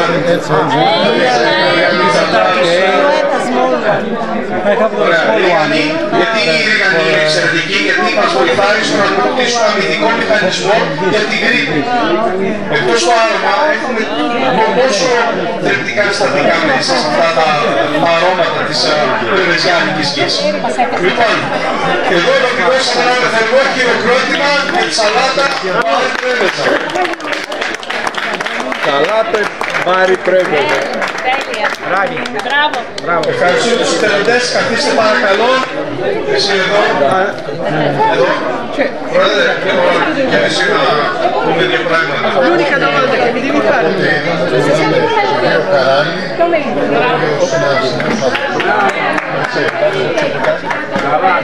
Τα προϊόντα τα οποία χρησιμοποιήσαμε, το μέλι Επιμελητήριο Πρέβεζα,